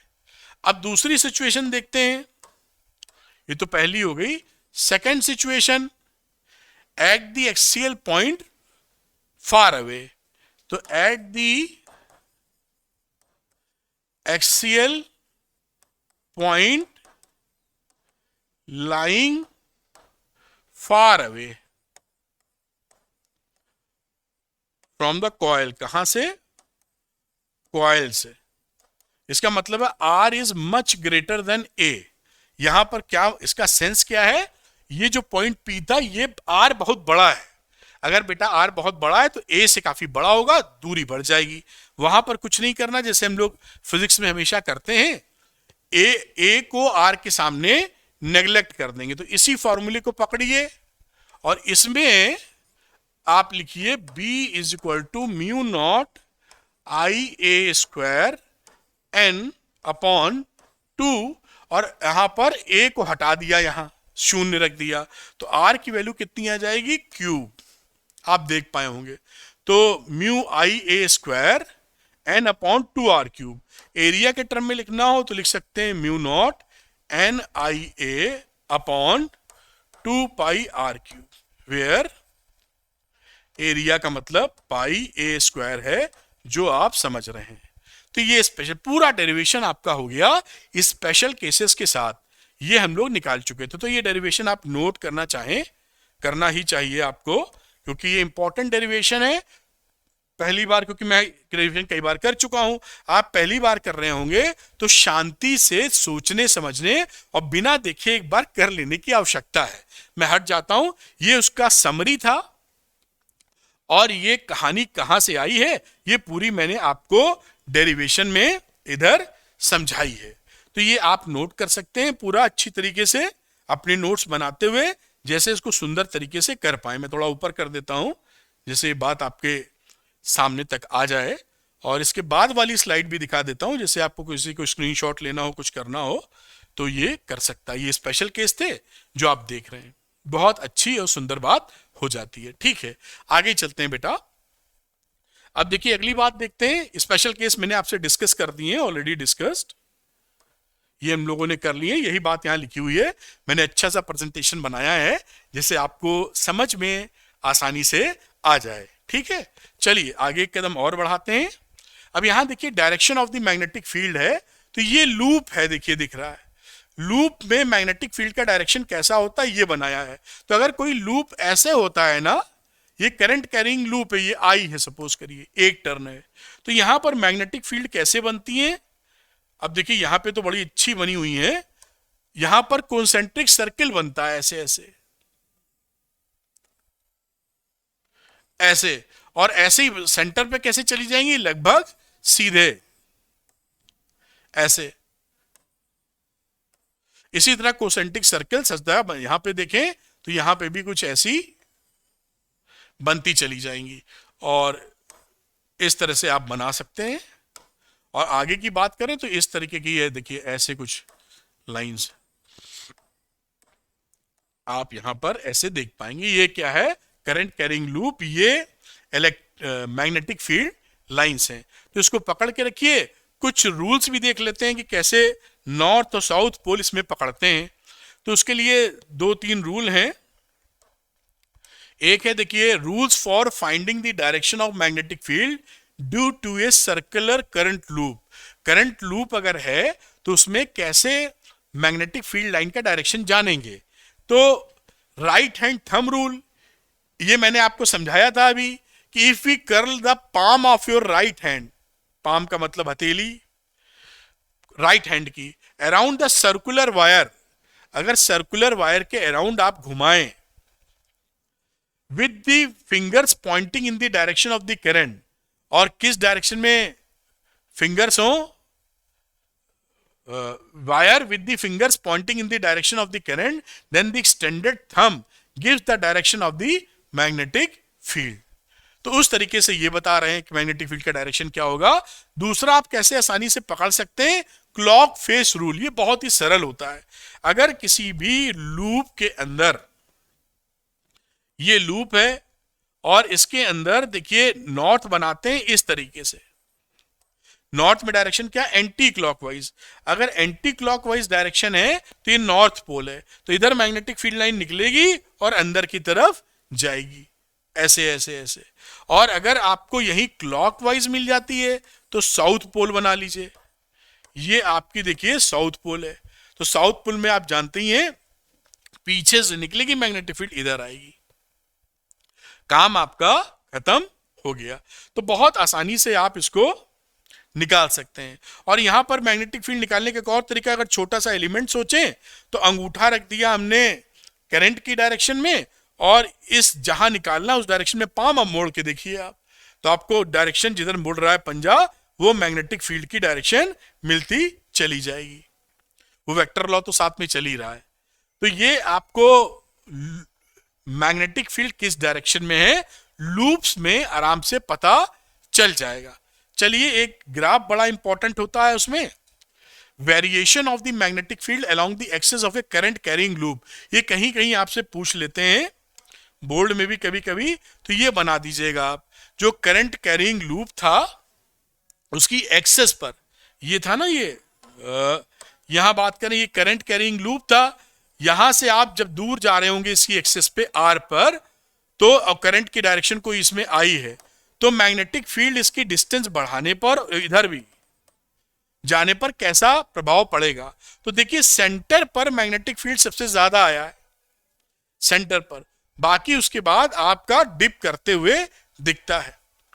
तो ये ग्राफ थोड़ा सा पकड़ के रखिए कि जब ये r बराबर 0 होगा जो कि सेंटर पर है, तो मैग्नेटिक फील्ड की वैल्यू सबसे ज्यादा, और फिर r की वैल्यू जैसे दिख रही वैसे होगी। अब इंपॉर्टेंट एक फैक्ट आपको बताता हूं, फिर न्यूमेरिकल हम लोग करेंगे कुछ जिससे बात पक्की हो। ये मैंने अपनी तरफ से डाला जिससे आप आसानी से चीजों को पकड़ पाए। कलर कोई और लेना चक्कर, चलिए ठीक है।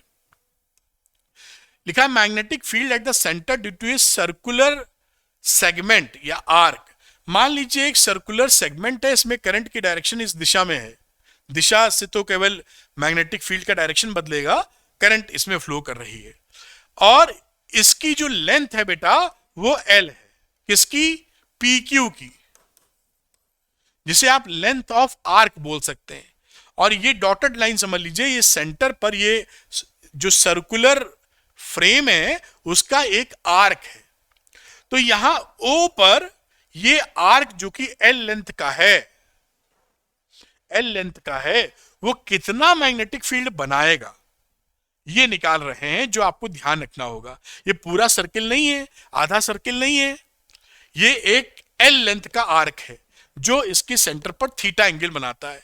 तो देखिए ये फॉर्मूला पकड़ के रखिए, बी नॉट का मतलब है mu naught upon 4 pi I upon A square into L. जैसे आप बायो सावर्ट्स लॉ लिखते थे समझ लीजिए, वो आई डीएल साइन थीटा आता था, साइन थीटा तो यहाँ 90 ही होगा क्योंकि डीएल और आर के बीच का डिस्टेंस एंगल 90 है। तो उसी तरीके से इसको पकड़ लीजिए, B naught equal to mu naught upon 4 pi I upon A square, A कितना है रेडियस इंटू एल।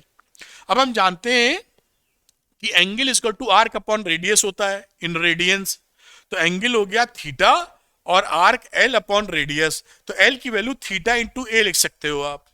बढ़िया, इस एल की जगह थीटा इंटू ए पुट कर दीजिए, तो B naught equal to mu naught upon 4 pi I upon A square into theta into A, ये ए इस स्क्वायर को मार देगा और वैल्यू बन जाएगी mu naught upon 4 pi I theta into A. ये फॉर्मूला आप याद रखिए कि अगर कोई आर्क आपको थीटा एंगल बना रहा है सेंटर पर, तो मैग्नेटिक फील्ड का मैग्नीट्यूड कितना होगा, mu naught upon 4 pi I upon A into theta.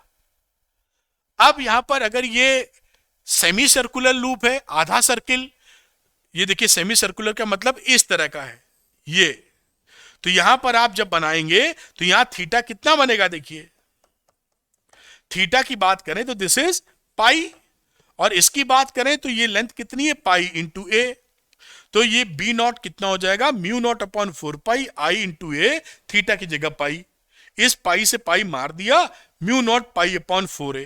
तो इस फॉर्मूले को भी ध्यान रखिए, ये कौन सा फॉर्मूला है, सेमी सर्कुलर के लिए, सेमी सर्किल, इस तरह का चक्कर, mu naught I upon 4a। और अगर ये सर्किल हो जाएगा, सपोज यहां पे कर देता हूं, अगर यहां पर इफ सर्कुलर लूप, इसी से निकाल सकते हैं, तो उस समय बी नॉट कितना होगा, B naught is equal to mu naught upon 4 pi I upon A. अब जब सर्कुलर लूप होता है तो सेंटर पर एंगल बन रहा होता है 2 पाई पूरा, तो इंटू 2 पाई, तो 2 पाई से आप काटोगे 2 बचेगा, तो ये हो गया mu naught I upon 2a। ये देखिए फॉर्मूला इसका निकल आया। तो ये आपको सवालों में बहुत मदद करेगा। सर्किल के लिए mu naught I upon 2a और सेमी सर्किल के लिए इसका आधा यानी mu naught I upon 4a, ये आपको बड़ा काम करेगा। तो एक जनरल फॉर्मूला मैंने बना दिया है जो न्यूमेरिकल लगाते वक्त बड़ी मदद करने वाला है। चलिए कुछ न्यूमेरिकल देखते हैं जिससे हमें कॉन्सेप्ट, मैं हट जाता हूं, कुछ कॉन्सेप्ट क्लैरिटी आपको अच्छी बन जाए, जो हम लोग बातें कर रहे हैं वो जबरदस्त क्लैरिटी आपको देके जाए। तो ये आप नोट कर पाए होंगे और आगे चलते हैं बेटा। अब यहां लेते हैं न्यूमेरिकल्स। तो ये न्यूमेरिकल एक है बेटा, यहां पर लिखा हुआ है question, the plane of circular coil is horizontal. ये इस तरह से हॉरिजॉन्टल है। हॉरिजॉन्टल का मतलब यहां पर एक रिंग इसीलिए लाया था मैं, ये जो कॉइल है ये ऐसे है, समझ के आए ना, ऐसे हॉरिजॉन्टल है। तो इट हैज 10 टर्न्स, इसमें 10 टर्न है, ईच ऑफ रेडियस 8 सेंटीमीटर। बढ़िया। A current of 2 ampere flows through it. The current appears to flow clockwise from a point above the coil। यहां से अगर हम देख रहे हैं तो ये करंट कैसी है, क्लॉकवाइज डायरेक्शन में, यहां से ऊपर से देखने पर। Find the magnitude and direction of the magnetic field at the center of the coil due to current। तो मैं मैग्नीट्यूड निकाल देता हूं पहले, B is equal to mu naught N I upon 2r। ये करंट कैरिंग सर्कुलर लूप के सेंटर पर मैग्नेटिक फील्ड का फॉर्मूला है, याद रखिए, डेरिवेशन काफी किए हैं। अब उसके बाद वैल्यू पुट कर देते हैं हम लोग। तो यहां वैल्यू आ जाएगी 4 पाई म्यू नॉट की वैल्यू रख रहे हैं इंटू 10⁻⁻7, ये म्यू नॉट की वैल्यू हो गई। नंबर ऑफ टर्न्स 10 है और करंट शायद 2 एम्पियर की है 2, और रेडियस भी दे रखी है 8 सेंटीमीटर, तो 0.08। अब इसको कैलकुलेट कर लीजिए, कैलकुलेट करेंगे तो 1.57 इंटू 10⁻⁻4 टेस्ला आपका मैग्नीट्यूड निकल आएगा। अब मैग्नेटिक फील्ड की बात करते हैं। आप यहां ऊपर थे, इस तरह से लूप था और यहां से आप देख रहे थे, आपकी सुंदर सी आंख, पता नहीं लग भी रही है कि नहीं, यहां से देख रहे थे और ये क्लॉकवाइज डायरेक्शन में चक्कर मार रहा था करंट। तो एक क्लॉकवाइज डायरेक्शन में चल रहा, ऊपर से देख रहे हैं, तो किस डायरेक्शन में क्या बोलते हैं मैग्नेटिक फील्ड होगा। आप इस डायरेक्शन में आइए, बनाइए हाथ, ऐसे देखिए, मोड़िए, ये नीचे की तरफ जा रहा है, ये करंट की डायरेक्शन है ना, करंट की डायरेक्शन में अंगूठा और पाम को, राइट हैंड पाम को मोड़िए पंजे की तरफ, तो इस तरफ किधर जा रहा है, अंदर की तरफ। तो ये आपका अंदर की तरफ यानी वर्टिकली डाउनवर्ड हमारा मैग्नेटिक फील्ड हो जाएगा। लिख सकते हैं वर्टिकली डाउनवर्ड। अगर आप इसको कुछ और लिख गए क्या, डाउनवर्ड, अगर आप चाहें तो क्लॉक फेस रूल से भी इस्तेमाल कर सकते हैं। ये देखिए यहां पर ये क्लॉकवाइज चल रहा है ना, तो क्लॉकवाइज डायरेक्शन किसकी होती है, साउथ पोल की, साउथ पोल की। तो आप देख पाएंगे ऊपर की तरफ साउथ आ जाएगा, ये देखिए साउथ, तो नीचे की तरफ नॉर्थ है, तो नॉर्थ से मैग्नेटिक फील्ड लाइन निकलेंगी और साउथ की तरफ जाएंगी। इस तरह से यहां पर क्या होगा, वर्टिकली डाउनवर्ड। जो भी आपको इजी लगे वो आप अपना सकते हैं, बहरहाल फंडा समझ में आना चाहिए। तो ये आप नोट कर लीजिए। अगला न्यूमेरिकल लेते हैं जो आपके बोर्ड वोर्ड में आता है, बहुत सरल कॉन्सेप्ट, अगर क्लियर है तो बहुत आसानी से कर पाएंगे आप। अगली बात पकड़ते हैं बेटा,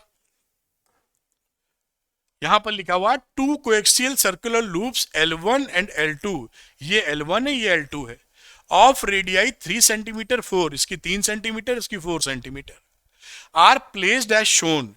what should be the magnitude and direction of the current in the loop L2। इसमें करंट फ्लो हो रही है, दिखाई पड़ रही है किधर है, ये इस डायरेक्शन में इसकी करंट है, इसे किधर करंट फ्लो करे, so that the net magnetic field at the point O, ये जो पॉइंट O है वो हमारा वहां मैग्नेटिक फील्ड 0 मिल जाए।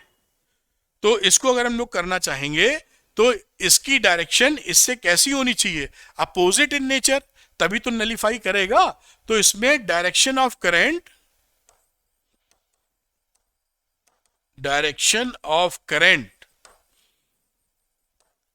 in loop L2 should be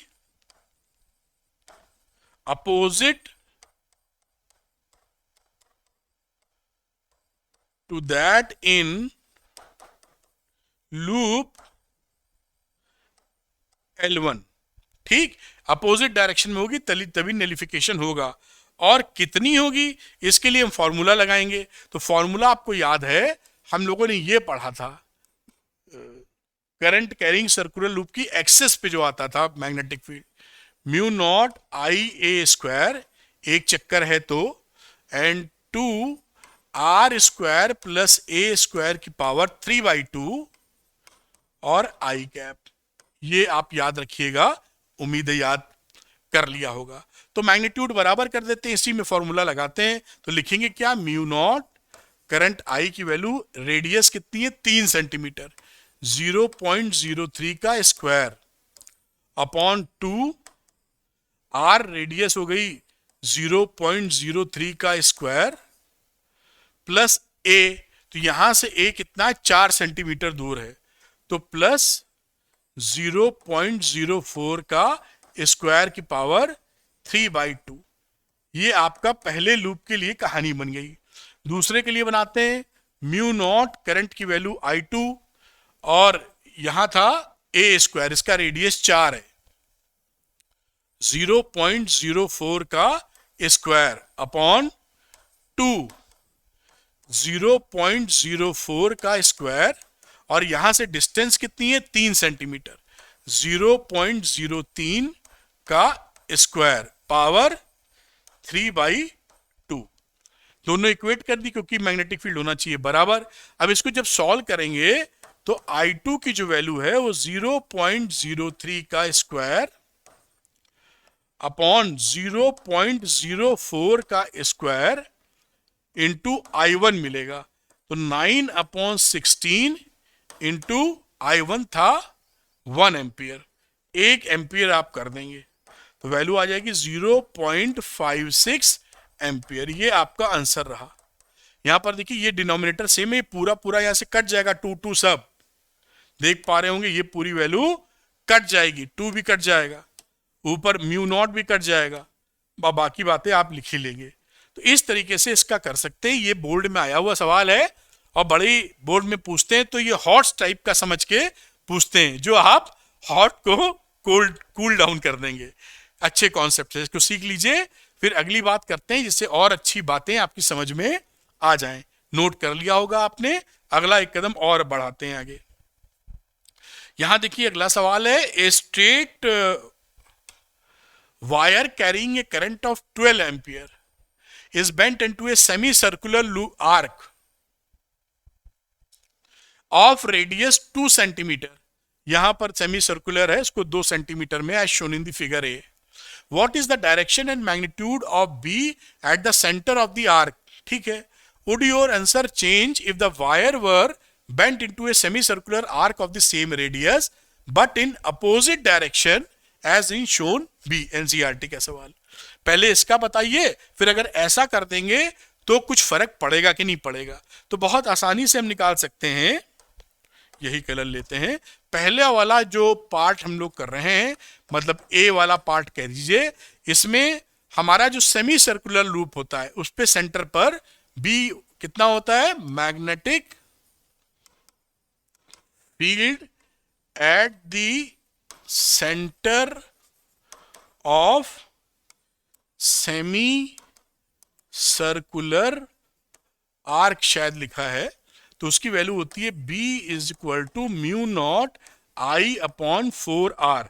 मैंने अभी आपको पढ़ाई भी है यहां पर, उसी के अनुसार लिख दीजिए आप बड़ी सुंदर तरीके से। तो B की वैल्यू कितनी हो गई बेटा, म्यू नॉट की वैल्यू हो जाती है 4 पाई इंटू 10 की पावर -7। करंट कितनी थी इसके अंदर, 12 एम्पियर की करंट है, 4 लिखा, और इसका रेडियस था 2 सेंटीमीटर, तो 0.02। इसको सॉल्व करेंगे 1.9 इंटू 10 की पावर -4 टेस्ला, ये आपका मैग्नीट्यूड आ जाएगा। ध्यान रखिएगा एक बात मैं यहां याद दिला दूं, इस पॉइंट पर जब मैग्नेटिक फील्ड आप निकालने जाएंगे ना, तो देखिए इस स्ट्रेट वायर की सीध में है, इसके 3 पार्ट बना लो, 1 पार्ट, 2 पार्ट और 3 पार्ट। तो पहले और तीसरे पार्ट की वजह से यहां इसके सेंटर पर मैग्नेटिक फील्ड कुछ नहीं मिलेगा। आपने पढ़ा था कि स्ट्रेट वायर होता है, उसकी सीध में अगर कोई पॉइंट ले लें, आपको याद दिलाऊं, मैंने शुरू में ही बताया था, कोई स्ट्रेट वायर है, उसकी सीध में अगर हम कोई पॉइंट ले लें P, तो यहां मैग्नेटिक फील्ड कितना होता है, 0। तो इस पहले की वजह से यहां मैग्नेटिक फील्ड कुछ नहीं आएगा, तीसरे की वजह से मैग्नेटिक फील्ड कुछ नहीं आएगा, जो मैग्नेटिक फील्ड आएगा इस दूसरे की वजह से आएगा। इसीलिए केवल इसको लिया है, इग्नोर सीधे नहीं कर देना है। अब आप देख रहे हैं कि इसमें करंट का डायरेक्शन ऐसे है, तो ऐसे रखिए अंगूठा इस डायरेक्शन में और पंजे को मोड़ने की कोशिश कीजिए, तो यहां पर इनवर्ट डायरेक्शन में जा रहा है ना, normally into the plane of paper. Red colour लें तो ज्यादा आपको सुंदर, मतलब अच्छा सा आसानी से दिख पाएगा। तो यहां पर मैग्नेटिक फील्ड कैसा आ जाएगा, इस डायरेक्शन में, नॉर्मली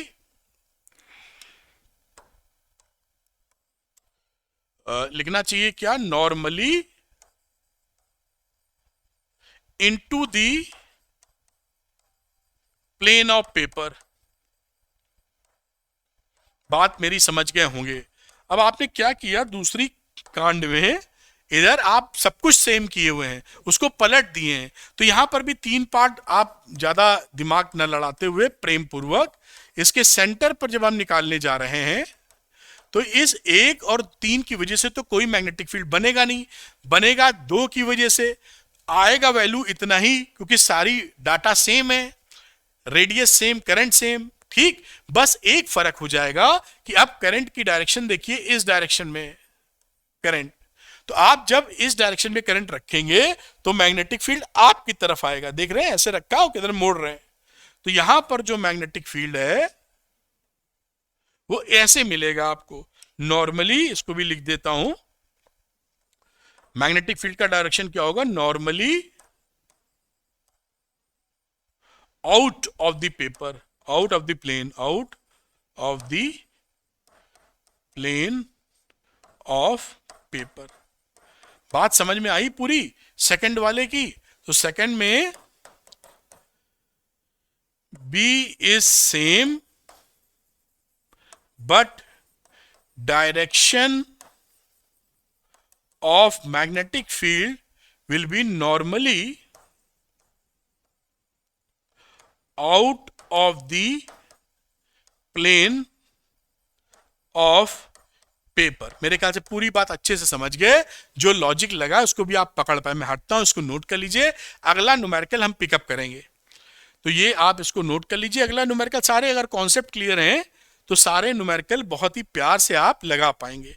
अगला एक न्यूमेरिकल और लेते हैं, जिससे रह ना जाए कुछ। और ए लॉन्ग वायर, दिखता नहीं है कलर रेड इस पर, तो a long wire is bent as shown in the figure. ये वायर है, ये वायर ऐसे बेंड है, देखिए ये टच नहीं किया लेकिन कुछ ऐसा जा रहा है, ये ऐसे गया है, ये पकड़िएगा। यहां पर टच नहीं है, ऐसे सर्किल बना के चला गया है, और यहां पे करंट ऐसे जा रही है। What will be the magnitude and direction of the field at the center O? Centre हमारा O यहां है, of the circular portion if a current I is passed through the wire, assume that the various portions of the wire do not touch at point P. यहां पे touch नहीं कर रहे हैं।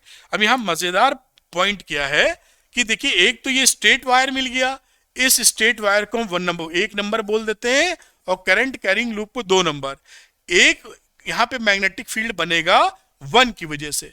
किस डायरेक्शन में होगा, ये देखिए आई की डायरेक्शन में अंगूठा पंजा मोड़िए, तो ये आ गया आपका आउटवर्ड डायरेक्शन में B1, और B2 का डायरेक्शन देखिए वो भी आउटवर्ड है, कहीं से देख लीजिए आउटवर्ड। तो आप शांति से अगर देखेंगे तो B2 इज, एक चेहरा बन गया, B1 B2 एक ही डायरेक्शन में, यानी दोनों का मैग्नीट्यूड निकालकर हम जोड़ सकते हैं। डायरेक्शन समझना बहुत आसान है, करंट की डायरेक्शन में अंगूठा और अपने कर्ल को या फिंगर्स को मोड़िए, जिस डायरेक्शन में जा रहा है वो आपका मैग्नेटिक फील्ड का डायरेक्शन। तार ऐसे था सीधा, आई अंगूठा ये देखिए ऐसे किया आपकी तरफ B1, ये करंट ऊपर और इधर हथेली ऐसे आपकी तरफ, कहीं से भी रख लेंगे ऐसा ही आएगा। तो आप समझ गए कि दोनों मैग्नेटिक फील्ड हमारे जुड़ने हैं, एक स्ट्रेट वायर और दूसरा करंट के लूप की वजह से।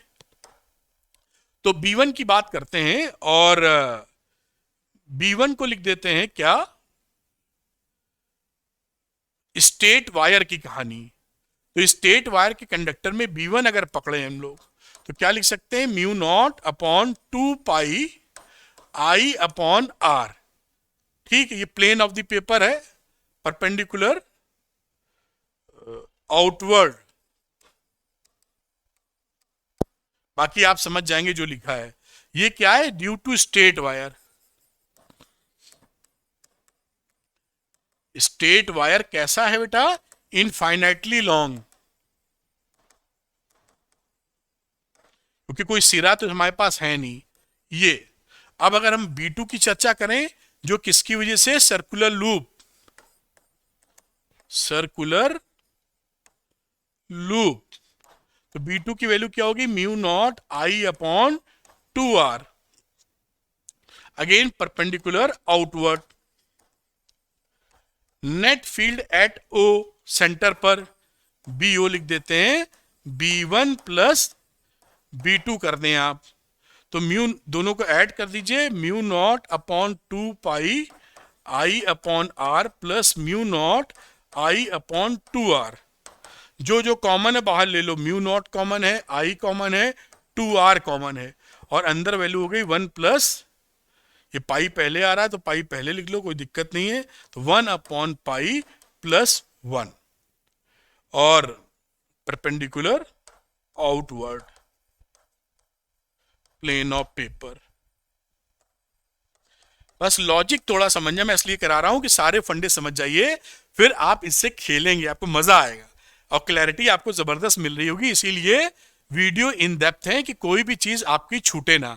चलिए आज का आखिरी सवाल करते हैं, ये भी आपके बोर्ड एग्जामिनेशन में पूछा गया है, और देखिए कितने प्रेम से कर पाएंगे इसको, कई बार 2 बार आ चुका है। Two identical coils P and Q, each of radius R, are lying in perpendicular planes, perpendicular plane में है, such that they have the common centre. मतलब ये किस तरह से है, एक आपका इस तरीके से है देखिए वर्टिकल, और एक आपका हॉरिजॉन्टल है ऐसे, और इन दोनों का सेंटर कॉमन है। तो ये वर्टिकल डायरेक्शन हो गया, इसे नाम दे दीजिए, मान लीजिए Q, इसे दे देते हैं P, जैसे पहचान पाए हम लोग। अब देखते हैं find the magnitude and direction of the magnetic field at the common centre of the 2 coils. ये जो O है या जो भी नाम हम दे रहे हैं इसको, यहां पर मैग्नेटिक फील्ड पता करना है। If they carry currents equal to I and √3I, तो यहां पर इसमें व्हाइट कलर लेते हैं, इसमें मान लेते हैं करंट हमारी I है और एक दूसरे में हमारी √3I है।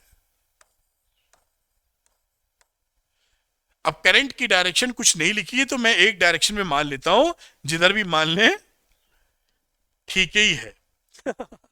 अब यहां पर देखिए ये करंट अगर इस तरह से फ्लो हो रही है, विच इज ऊपर से देखेंगे तो कैसी लगेगी, एंटी क्लॉकवाइज।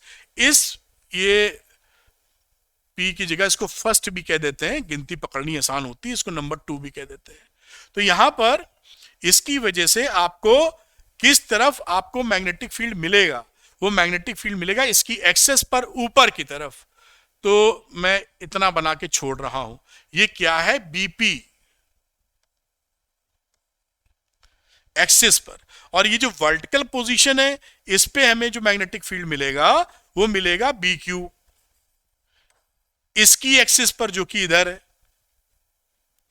अब ये मैग्नेटिक फील्ड दोनों होते हैं वेक्टर क्वांटिटी, तो ये BQ और BP को हमको जोड़ना पड़ेगा। अगर मैं यहां पर सीधे बना दूं आपके पैरेललोग्राम, तो रिजल्टेंट हमारा ये आ जाएगा B, जो कि यहां से थीटा एंगल बना रहा होगा। वेक्टोरली ऐसे जोड़ा जाता है।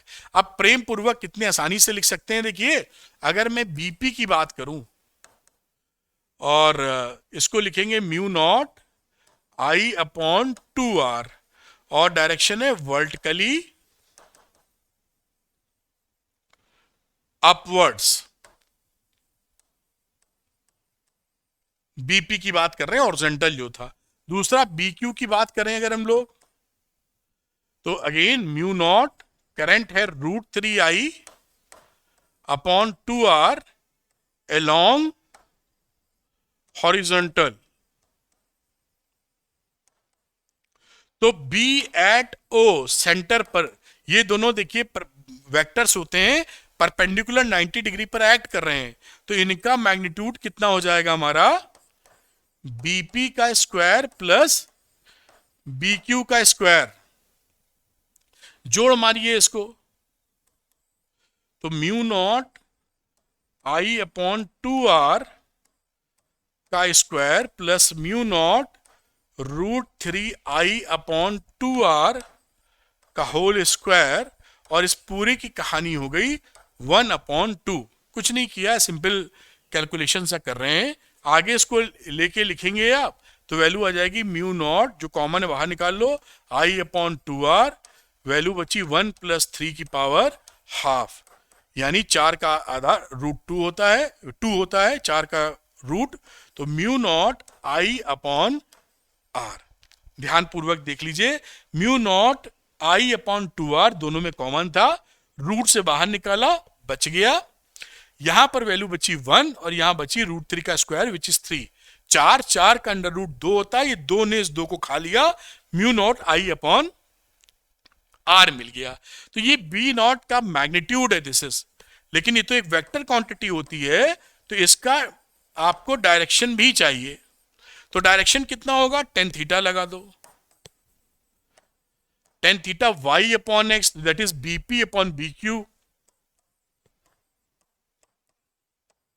और बीपी की वैल्यू रख दीजिए ऊपर mu naught I upon 2r whole upon mu naught root 3i upon 2r। जो जो कट रही है वैल्यू सारी काट डालिए आप, आई भी कट गया है, ये वैल्यू कितनी आ गई यहां पर 1 अपॉन रूट 3। तो टेन थीटा आ रहा है 1 अपॉन रूट 3, इसका मतलब थीटा कितना है 30 डिग्री। ये देखिए डायरेक्शन भी आप निकाल चुके हैं।